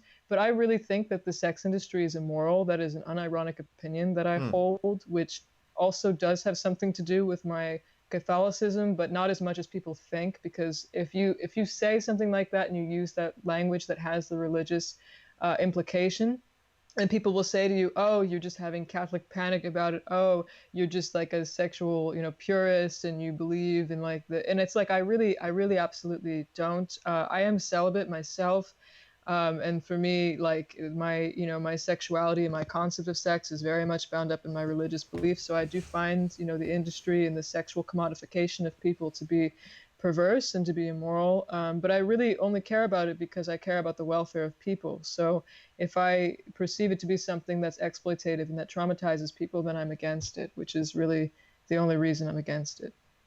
okay. So would you say that you're not a Me Too feminist? I'm not a Me Too feminist either, no. Like, but that's the thing too, that like in the discourse, like around feminism, but around that specifically, people don't seem to realize that you can. you can think dialectically about it. And so you can not only you can support victims, rather you can support victims and meaningfully, and care for them and care about their welfare, while simultaneously critiquing the industry in which all of these call outs, etc., are happening, and what the media response is. And that's actually a point where Anna, she subtweeted me as that, but she didn't seem to realize that I understood that about the industry, because I, as a, someone who's in the sex industry and also who's interacted with this industry around trauma, which Me Too sort of has become part of, I am like very aware of those dynamics and the fact that the victims don't really profit from coming forward about anything that's happened to them, so to speak. It's really the techno-capitalists who do. And actually, when we made the podcast, the first episode that we made was very much about that. But the thesis really, or just rather the point of it, is that you can still offer meaningful support to victims, and in fact, you can have nuanced discussions, because really, if you're critiquing how an industry is somewhat exploitative and sensationalizes their experiences, then you are supporting them, because they're effectively being mistreated by the media, by being reduced to a spectacle. Right on. Sorry to pontificate. Is that the right word? Oh my God. Yeah, definitely. It's good to pontificate. What the hell do you think Love this? What the hell do you think this pontificate. is for? Yeah, this is the pontificating. This is the pontificating zone, pontification zone. Yeah, you can pontificate as long as you damn well please. What was I gonna say? Uh, Damn, this has happened like 5 times tonight. My brain is fucked up. It's probably because I was Okay. drink. It's probably because I was drinking last night, but I don't drink that much. It's probably afterwards I'm a little groggy. But it's like the 5th time in this conversation where I had a thought and I was about to say it and then I lost it. Whatever. It probably Well, was. I do have the effect on people of scrambling their brains. It probably wasn't that important. I'm sure. Um. So I'm trying to think. Well, we have been talking for quite some time now. Is there anything else um on your mind that you would love to get out on the air? I don't know. I'll talk about Do anything. you If write at you, all or no? I used to. When I was much younger, I really liked writing, and it was something. I'm not saying I was good at it or anything, just that it was like a meaningful creative modality for me. But then, as I got older, and it's almost like when I went through school and like internet culture, it's like writing became more complicated, and then I sort of became less articulate in a way.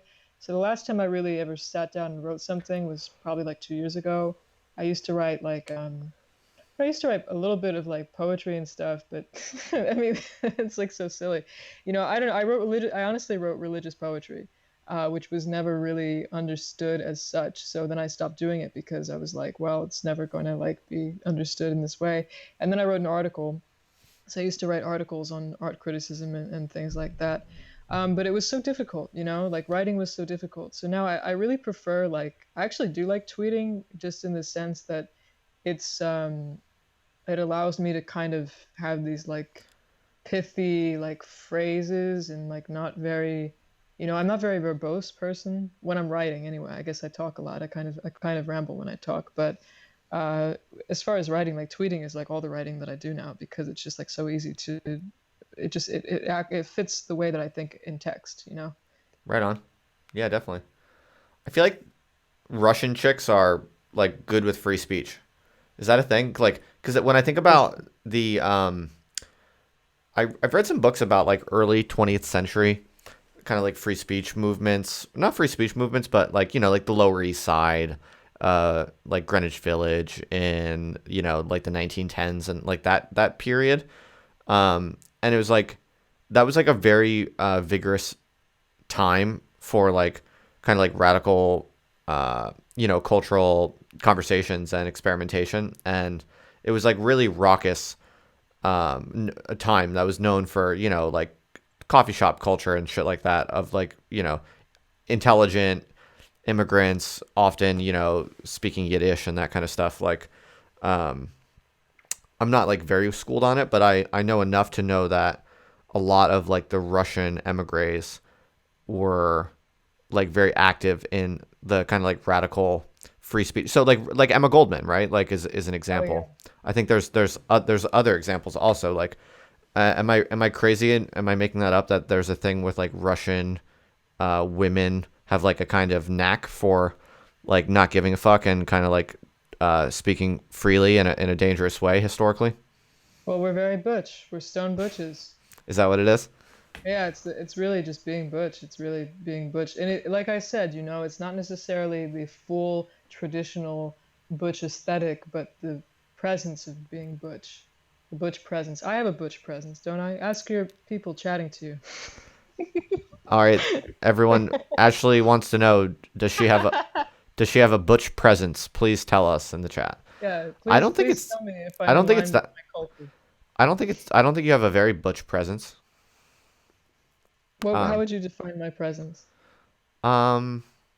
They're all gonna say how I'm female in the chat. I'm just extremely extremely femme. No, Yeah. everyone in the chat thinks you're trans. Oh. Um. But But that doesn't answer the question of butch or femme. no, it doesn't. So I want to know that. I want to know if I'm butched, if they perceive now that they're hearing my voice and the way that I'm speaking, and I they guess. get my Okay. presence.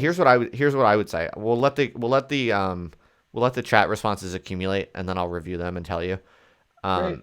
In the meantime, I'll tell you what I think, which is I think if you're a cis woman, then you're relatively butch.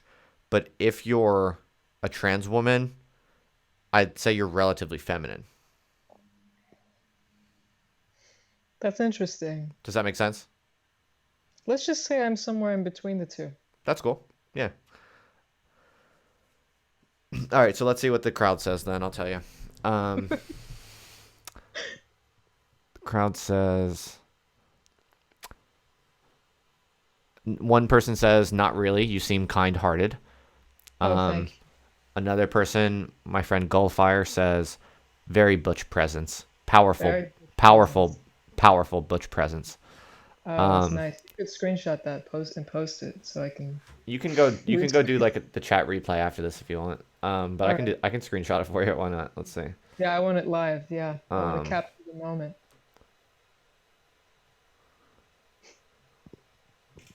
okay, did it for you.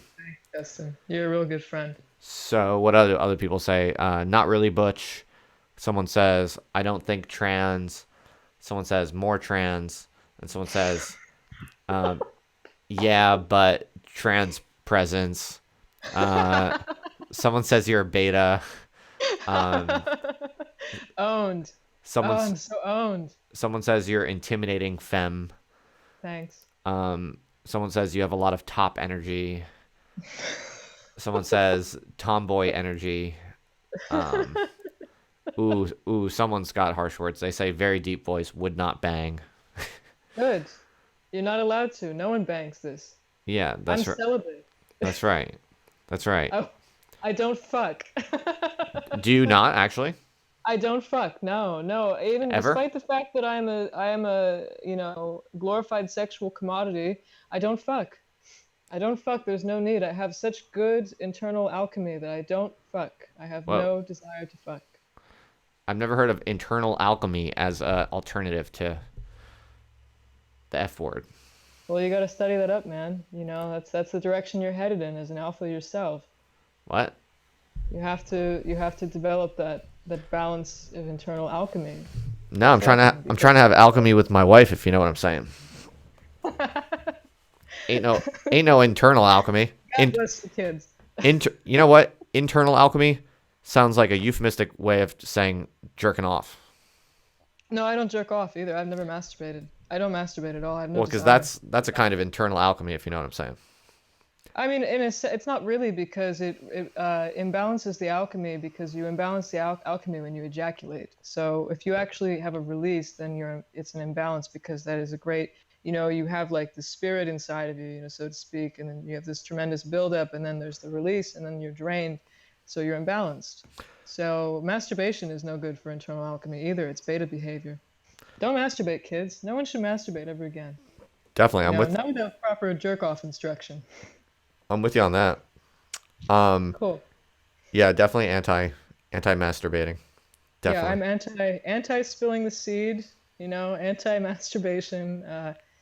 Anti-fucking. I just don't. There's. I mean, I respect the fact that you love your wife. That's great. And I do think that in that sense, I believe marriage is a vocation. Unironically, I believe that relationships and sexuality can have a relationship to God, and can be part of a religious experience. And there's something to say of like, if people have a vocational pull towards one another and they develop a loving relationship, that sex could be a part of how they express that with one another. But I just personally, I have no need to fuck. I sing instead.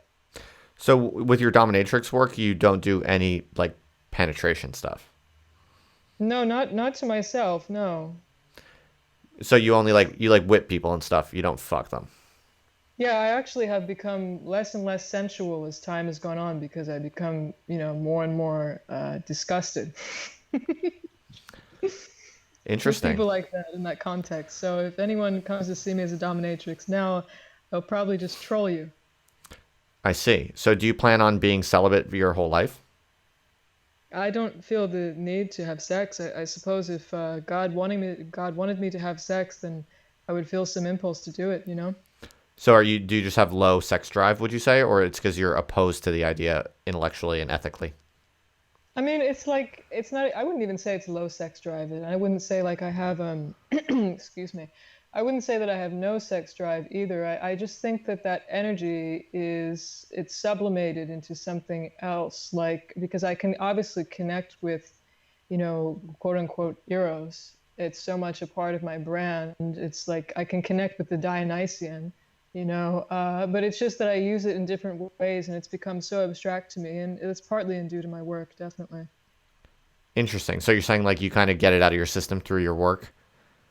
I mean, it's not only through work in the sense of like it's not like because being a dominatrix is in no way really sexually gratifying for me. In fact, the only thing I get out of it in that regard is like just the dissolution. I do enjoy like a lot of people like being good at their jobs. So I do on that level. Like when I successfully dominate someone, or I successfully engineer an aesthetic experience for someone, there's a sense of achievement that comes with that is somewhat satisfying.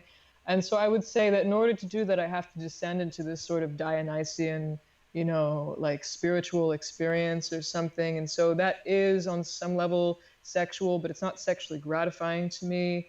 I would say that rather than, have a pure sexual impulse or a sexual impulse in the way that most people do, that I just personally feel the need for catharsis, which for me is very tied to like grief. And so that's why I like classical singing, and I think that that would probably be the best way to use my body. That's very interesting. I like that. I appreciate that. Um, you know what? I think we've covered about as much ground as we could have hoped to cover for two people who literally just met on the internet today. Yeah, we're really close now. I mean, I don't think I ever told the story about the one time I did sex work. I don't think I've ever said that in public before. So there you Wow. go. I mean, I'm honestly honored. That was cool, like that you shared that. And you shared a lot of stuff too, and it was interesting to learn more about yet another strange and fascinating person on the internet. Well, now we can be best friends and mutual followers, and you can come on the live stream on Chatterbait. Definitely, I can't definitely. wait for that. I would I definitely really do. think we should do that. I'm not kidding. I think that would be really cool. Yeah, you'll have to do like the technical setup because I don't totally follow how it would work, but I'm game. Yeah, of course. No, we'd figure that all out. You'd be the guest, so gotta make things nice. Yeah. Well, I hope your podcast and everything blows up and you become like, I hope you become like the Kanye West of Catholic dominatrices. Yeah, that would be cool. I mean, that's something that's truly something to strive for. I mean, So I who is think like it's possible. who's the most famous like Christian dominatrix out there in that I niche? would say the only person who I'm even remotely close to being in direct competition with is my own partner, and we work together. So I don't see us as. I think we complete each other. Actually, I think we complete the Catholic dominatrix experience very well.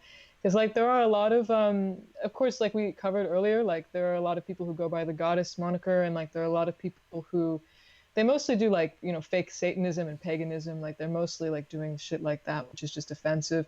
But a lot of people will appropriate certain Catholic aesthetics, but they don't have the love of God behind them in their practice. They're not really creating a ministry the way that we are. So I don't really know if there's any other competition.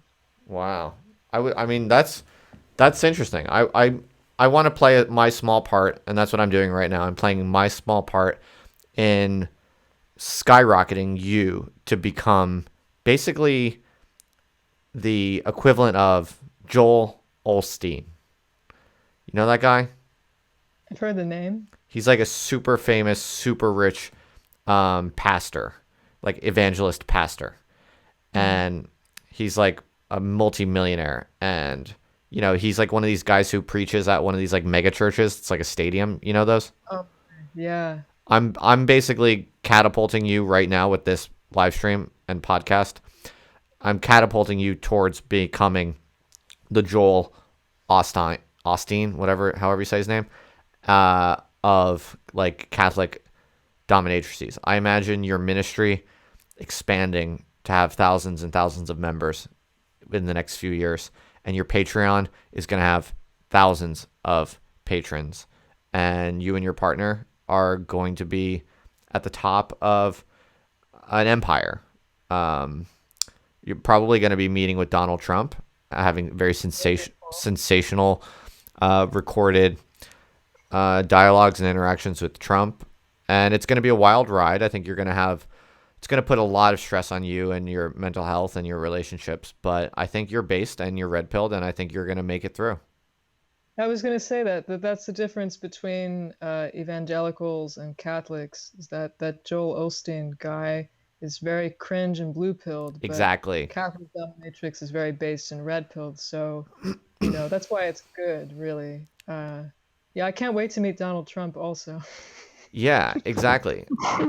You, you know, a lot of people, I think a lot of people, one of the reasons that they hate on me, and I've seen people like say this before, I've seen this written, like a lot of people hate on me because they think what I'm doing is like very egotistical. They think like, since I do these live streams and I'm always blabbing on the internet, and I admit I do often talk about myself because it is what I know best. But a lot of people often criticize me. They think like I'm just a spectacle. I just want attention, this and that. I'm egotistical. But what people really don't understand, and I'm only saying this half tongue in cheek, I mean this to some degree. Mhm. One of the things I really want to do with my kind of like creative work on the internet is I'm trying to find like the coolest people, and I want to play my part in like boosting and encouraging and supporting and like spreading like the coolest people who maybe currently don't have as much of a following as they could and as they deserve. So like, for instance, you just made me think. I don't know if you know on Twitter, like, are you in like Christian and Catholic like Twitter spheres at all or no? I'm somewhat, yeah, that's Do where you, I started. do you know like Trad Queen? Have you ever seen her? I think I've heard that that's like her handle. Yeah. I've heard the name before. Yeah, she's just like a young woman. She's like very, very sincere Catholic, very devout Catholic. But she's like young, blonde, kind of like hipster woman, and she like drinks alcohol and is like a little rough around the edges in that way. And that's kind of her brand. But she's like legit hardcore Catholic, and um, I invited her on the live stream recently because I've kind of followed her for some time a little bit, and I told her I was like, I'm trying to make you the like edgier, more red pilled version of like Elizabeth Brunig. I don't know if you know who that is, but she's like a Yeah. Christian. She's like kind of like a young Christian, like kind of hipster, like leftist, who writes for like I think the Washington Post now.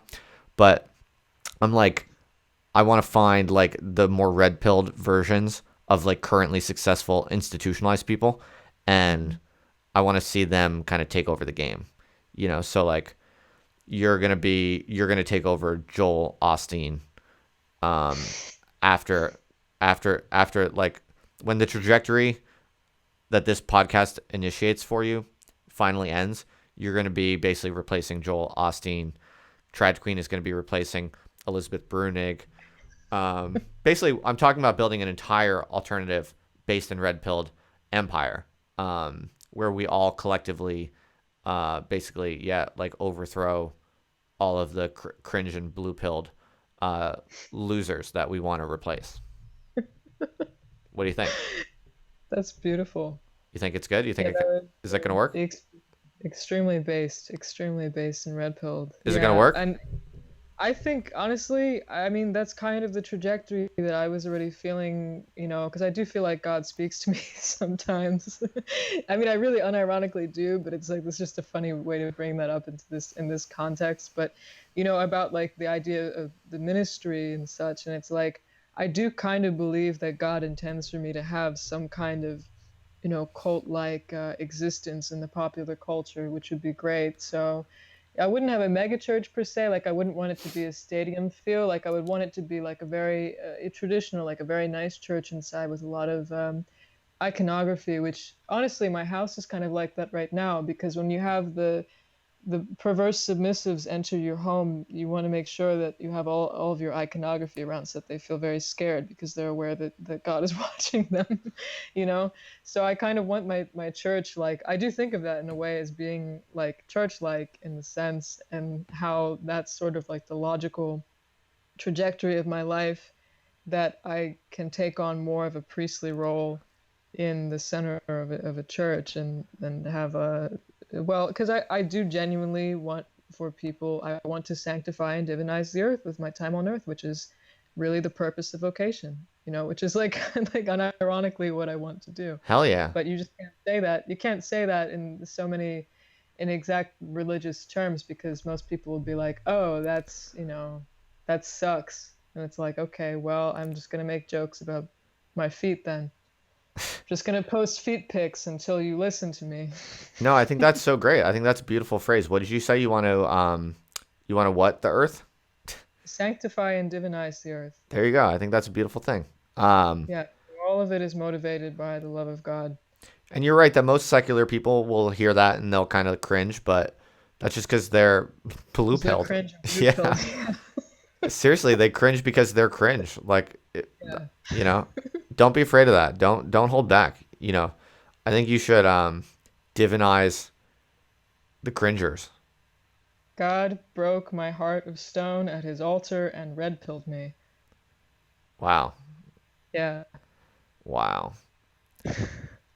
I think you should offer it as like one of your dominatrix services. Like you will you'll red pill the cringe out of someone. Well, I have posted before like that my favorite tools as a dominatrix to use are reason and logic, which is Whoa. true. I really like trolling. Like all I really do with my clients, honestly, like obviously, yes, if you come to me as a dominatrix and you patronize my services, I will create for you a beautiful aesthetic experience. Yes, yes, of course. That satisfies and completes the fetishistic ideal that you feel inside. But I also really like to troll. So I like to troll people even when they don't realize that I'm trolling them, and then I trick them into believing in Jesus and accepting Christ as their savior. Whoa, that's cool. That sounds. You need to have like a very expensive Patreon tier for that kind of shit. Well, so far we have the $100 penitent males tier, so I'm hoping that brings a few of those types out of the woodwork, and then we can go from there. I have a like my highest tier is like $50 tier, and I got a few subscribers at the $50 tier level, and they want me to make like they're basically commissioning me to make some videos, and yeah, so I'm wondering if like from your if I do your podcast, maybe like since you said you have a lot of submissive men, maybe I'll get from your audience some of the like submissive gay men, and they will join my like $50 tier on Patreon, and some interesting things might come of that. Who knows? I might have to divinize some cringe up in this up in this piece myself, if you know what I'm saying. Yeah, I mean, look, you gotta post feet. You just gotta post feet. No, And I don't every think time you so. post feet, just if you post feet one time and you post the link to your Patreon and it gets seen in all the right places, then you will have then the gay subs will be on your Patreon because they love that shit. They eat it up. You know, you have the alpha male persona, you have a beautiful face, you have a beautiful soul, but very confident and, you know, brilliant and cunning, and, you know, that's intimidating to them because they have small submissive pea brains, and when they see those feet, you know, it'll be a glorious moment for them. So they'll be running to you, you know? I mean, really. Especially if you brand with us. I think this co-brand will be very lucrative for you in that regard. I mean, if we really were like a seriously recognized brand in media as like the Dominatrix, the Femdom podcast, then there would be a lot of bitches trying to subscribe. Interesting. Well, I hope in my own small way, I have helped your empire initiate its upward trajectory in a powerful and promising way at this early stage. Thank you. And you know, I was about to plug the thing, but it might Do be it. tasteless to do that. Okay, Do it, well, please. okay, so this podcast is called Girls Chat. I'm Ashley Olsen. Technically, Alpha Goddess Ashley Olsen, but sometimes I say Ashley Olsen because, you know, I'm a human too. You know, we're all people. But I'm one of the hosts of that, and we have a Patreon, which I think is just patreon.com/girlschat. On Twitter, it's Chat for Girls. And if everyone is speculating about what sex I am, they should listen to our upcoming episode, which will probably be released tomorrow, and then you'll learn all about it. Oh, cool. Yeah, yeah. If anyone wants at least some, I don't know. I don't know if I ever answer that question directly, but if anyone wants to continue to stoke the flames of their speculation, then they should listen to our new episode and subscribe. Cool. Well, I genuinely don't really care what your sex or gender is, so it's all good to me. But that's a nice little you know, bit of bait for people Oh, who it's marketing. Yeah, for I'm people who might clickbaiting. yeah, for people who might I'm be click. intrigued by that. Cool. Well, I hope that also I hope another byproduct of this is that your relationship with Anna Kay maybe gets rectified through this maybe. Restorative. Yeah, maybe it will really bring us closer together, you know, because today's really been a lot about friendship and closeness and things like that. So, Anna, if you're listening, I would love to put our differences aside and just be friends as Russian females. Yeah, right. I mean, Russian females probably have to stick together, I would imagine. We really do. Yeah, we really Actually, do. no, never mind. What I said is cringe and blue pilled. I sound like a Me Too feminist. It's disgusting. What I was gonna say though, what I should say is You that canceled this and you just canceled yourself. shit, I'm canceled. I've been canceled. I've been Have you been canceled. canceled before? My brand, I have no brand. My brand makes no sense. I don't make any sense. That's why people hate me. I don't have It's any. just I don't have any brand. I don't have any. I'm not like selling. I don't have anything good to sell. I'm just like a generic, like mildly handsome but aging 31-year-old white man, with like a cacophony of strange ideas that don't really add up. And I just like to talk a lot and write a lot, and people hate me. What was I gonna say though? I was gonna say, oh, that thank you for explaining to me the whole like who Anna Kay is, and because like I said, yeah, I keep getting mentioned with her, so now I have a little bit of background into the subculture that I am somehow being aligned with or connected to, and so I'll look into it. yeah, you should engage with it some more, you know, talk to some groypers and stuff. See what they think. You know, they'll probably respect you a lot more if you reach out to them. To who? What are groupers? Well, I really don't know much about groypers or groyping. I mean, the only thing that Oh, I groypers. I understand. thought you said groupers. Like, isn't that a kind of No, fish? I think it's a kind of fish, but groyper is also kind of like a fish in a sense because it's a frog man. So that's a little bit related. But I think of groyping in probably a very different way than most people do because to me, it's like a lot of groypers kind of represent the shadow self, you know, Hmm. the dark underbelly of of reality. So many of them are even black pilled, Wow. which Well, is a step too far.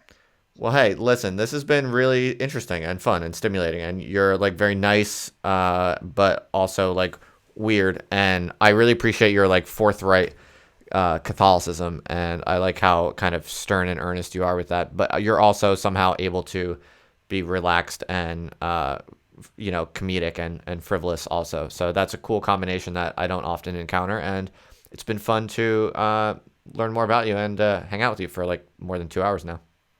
Yeah, it's been cool. It's great that we have authentic chemistry as friends. You know, I didn't know if that would happen, but I guess you could say that God compelled me to tweet at you today so that we could be friends. Wow, that's pretty cool. I like how much you invoke God as an explanation for things. Yeah, like I do it a lot, but it's really unironic. So I think it's cool. I think that's really really love cool. I God. really appreciate that. Like I was saying to Trad Queen when I talked with her like a couple weeks ago, I really wish I knew more Catholics. Like I wish like I was or just like hardcore Christians. I wish I actually spent more time with people who genuinely think like God put words in their mouth this morning or something like that. I don't think in those terms exactly, but I'm not. I'm somewhat open minded to thinking in those ways maybe, or I find that way of thinking interesting and kind of attractive and fun to be around at the very least. I think it's cool. So although I don't see the world that way, I Mm. wish I had. I wish I hung out with more people who did see the world that way. Well, we can hang out anytime, you know. You come on the live stream. We could just talk about that the entire time on the live stream because that would be really good. That would be really good trolling. I mean, that's what makes trolling good to me is to kind of juxtapose things like that, even if it's sincere on some level. But then it's the context which makes it trolling because you have a live stream on somewhere like Chatterbait where the sycophants and the Philistines are coming to jerk off, you know, but then you're not letting them jerk off because you're talking about the nature of God's existence and presence in the world, you know what I mean, with all of your alpha friends. So to me, that would be really cool because, yeah, that is really my framework for understanding my existence and my relationship to the world is inherently my relationship to God. And so it's like I definitely talk about it in ways that seem ironic to some, but that are just they're very sincere because and like I wouldn't say that I'm like extremely versed in esotericism, but the whole point of esoteric knowledge and mysticism and ritual, etc., like the entire point of those things and why they exist and why people use them is to foster a closer relationship with God, actually. And so for me, I already have that relationship. I've been able to the best, way I've learned about that is through my actual experience in the world, the experiences of my life, and so I haven't needed to use those kinds of means. So really, that's the main purpose. But that's almost like lost when people talk about it sometimes. So anyway, we should Yeah, do that on Chatterbait together. I think that's really insightful what you're saying about how like there's a way that you can be very honest about who you actually are, and also do it in a way that's like actively triggering other people in funny ways. Yeah, or where they don't realize, what is the deception which is partially because of sort of the improbability of it all or the strangeness of it all, but also because maybe they don't encounter those kinds of sincere beliefs usually, which is Right. kind of my brain. Right, right. Um, Interesting. Very, very interesting. This has been fun. Thanks again. Let's stay in touch, and I'll definitely do your podcast, and I'll be watching with interest. All of your stuff for sure. Cool, thank you too. Follow me back on Twitter, DM me. I would say after this long conversation, you've earned a follow back. Oh, nice. Sweet. Yeah, I was really worried the entire time that I wouldn't get one. You would just block me or something. So I failed the live stream. It's a good metric for testing who you want to follow on Twitter. You should just talk to everyone for this long. I tend to talk for almost this long. This is like pretty close to average. This is actually a little bit more than average, but a lot of my conversations are this long sometimes. All right, shall we call it a night? Yeah, I mean, thanks for having me on and being a friend, Justin. Thanks I for hitting me appreciate up it. out of nowhere and being an open-minded and enthusiastic person interested in talking with me. Cool. Love talking with you. All right, I'll be in touch with you. See you later, Ashley. See you, Justin. All right, everybody. That was fun. thanks for hanging out. As always, very grateful. I have a few blog posts that just came out recently, so check those out if you want to. If you haven't already, please do go ahead and subscribe to this channel. And you know the drill. You know all this. Big thanks to the patrons, all the people who are kind of throwing me some money each month. That's just amazing. It's awesome. And I'm very grateful. And it's making me put a lot of time in it, a lot more time and energy into sending out invites to bigger and better people, but also opening myself up more generously, I guess you could say, to interesting opportunities or possibilities of talking with people that, you know, aren't necessarily going to bring me any kind of like money or influence or power or those kinds of things that you have to kind of seek when you don't have enough money. The more, you know, financial support I get, the more I'm kind of like, I'll just, you know, take risks talking with like whoever. So yeah, the patron support definitely is helping me basically invest more time and energy into experimenting with different things and trying to make this whole kind of platform, I guess you could call it, or you know, the interconnected set of projects that I've been working on over the past year. I'm doing more and more over the past few weeks to basically integrate them and make them kind of connect. And I'm kind of making notes on like how my trajectory of blogging over the past year has run parallel to the podcasting, and now how like the live stream fits into all of that. Like I'm doing a lot of kind of stepping back and looking at these different like parts of my overall project, and I'm doing a lot of reflecting on like, okay, like how can I make these all connect now, and how can I make them all kind of point towards one sort of long-term unified personal intellectual trajectory that I want to spend, you know, the rest of my life really trying to build and to work on in a committed, focused way. Because up until now, like obviously I'm interested in certain things, so all the things I do, if I'm being genuine and I'm being honest, all the things I do are going to, you know, have some significant overlap. But for the most part, it's been like just experimentation. You know, the podcast has been experimenting. The live stream is a different set of experiments. A lot of my blogging has been experiments. But now that I'm, you know, doing all this stuff for some time, and I get to see what's been working, what's not been working, what are the most promising threads of what I'm working on, and how do they relate to each other across these different media. And now that I have like patrons who are kind enough to, you know, throw me a little bit of money each month and to get in touch with me, and, you know, like in the chat, and, you know, I have like active people that are really paying attention to what I'm doing and appreciating it. Now I'm sort of like, it's really inspiring me to basically take more of a bird's eye view and start planning how these things can kind of create positive feedback loops among themselves, among the different parts of my larger kind of project across different media. So now I'm like drafting blog posts with a kind of like strategic mindset about like, how is this going to build up in a way that complements and feeds into this list of podcast and live stream guests that I want to get over the next few months. And yeah, so that's really exciting, and thinking about all these different things in this more integrated way is very powerful, really, really exciting. So I don't think I would be doing this sort of level of thinking and planning if it wasn't for the patrons who've kind of come out of the woodwork recently to support me. And so yeah, I just wanted to give a big thanks to the patrons, and give you a little bit of background on how it's kind of shaping my plans and my projects. So a few blog posts just came out. I have another couple blog posts coming out. I have this blog post about the relationship between Jordan Peterson and Gilles Deleuze, which is probably, of all of my talking points that I've ever floated over the past year, I think this has been the most hated and maligned. So that should be fun, I think. And I see that a lot of you, I think, you know, enjoyed this live stream, and this one was I thought quite interesting, quite unexpected. I didn't really know what this person would be like, but they were fun, good attitude.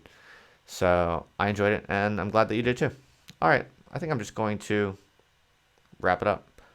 It's 3:21 a.m. here in Southampton, England, and I think that basically exhausts everything I had to share for this evening. As I said, subscribe, like, do all that shit, share the shit. You know the drill. Thanks, everyone. Talk to you later.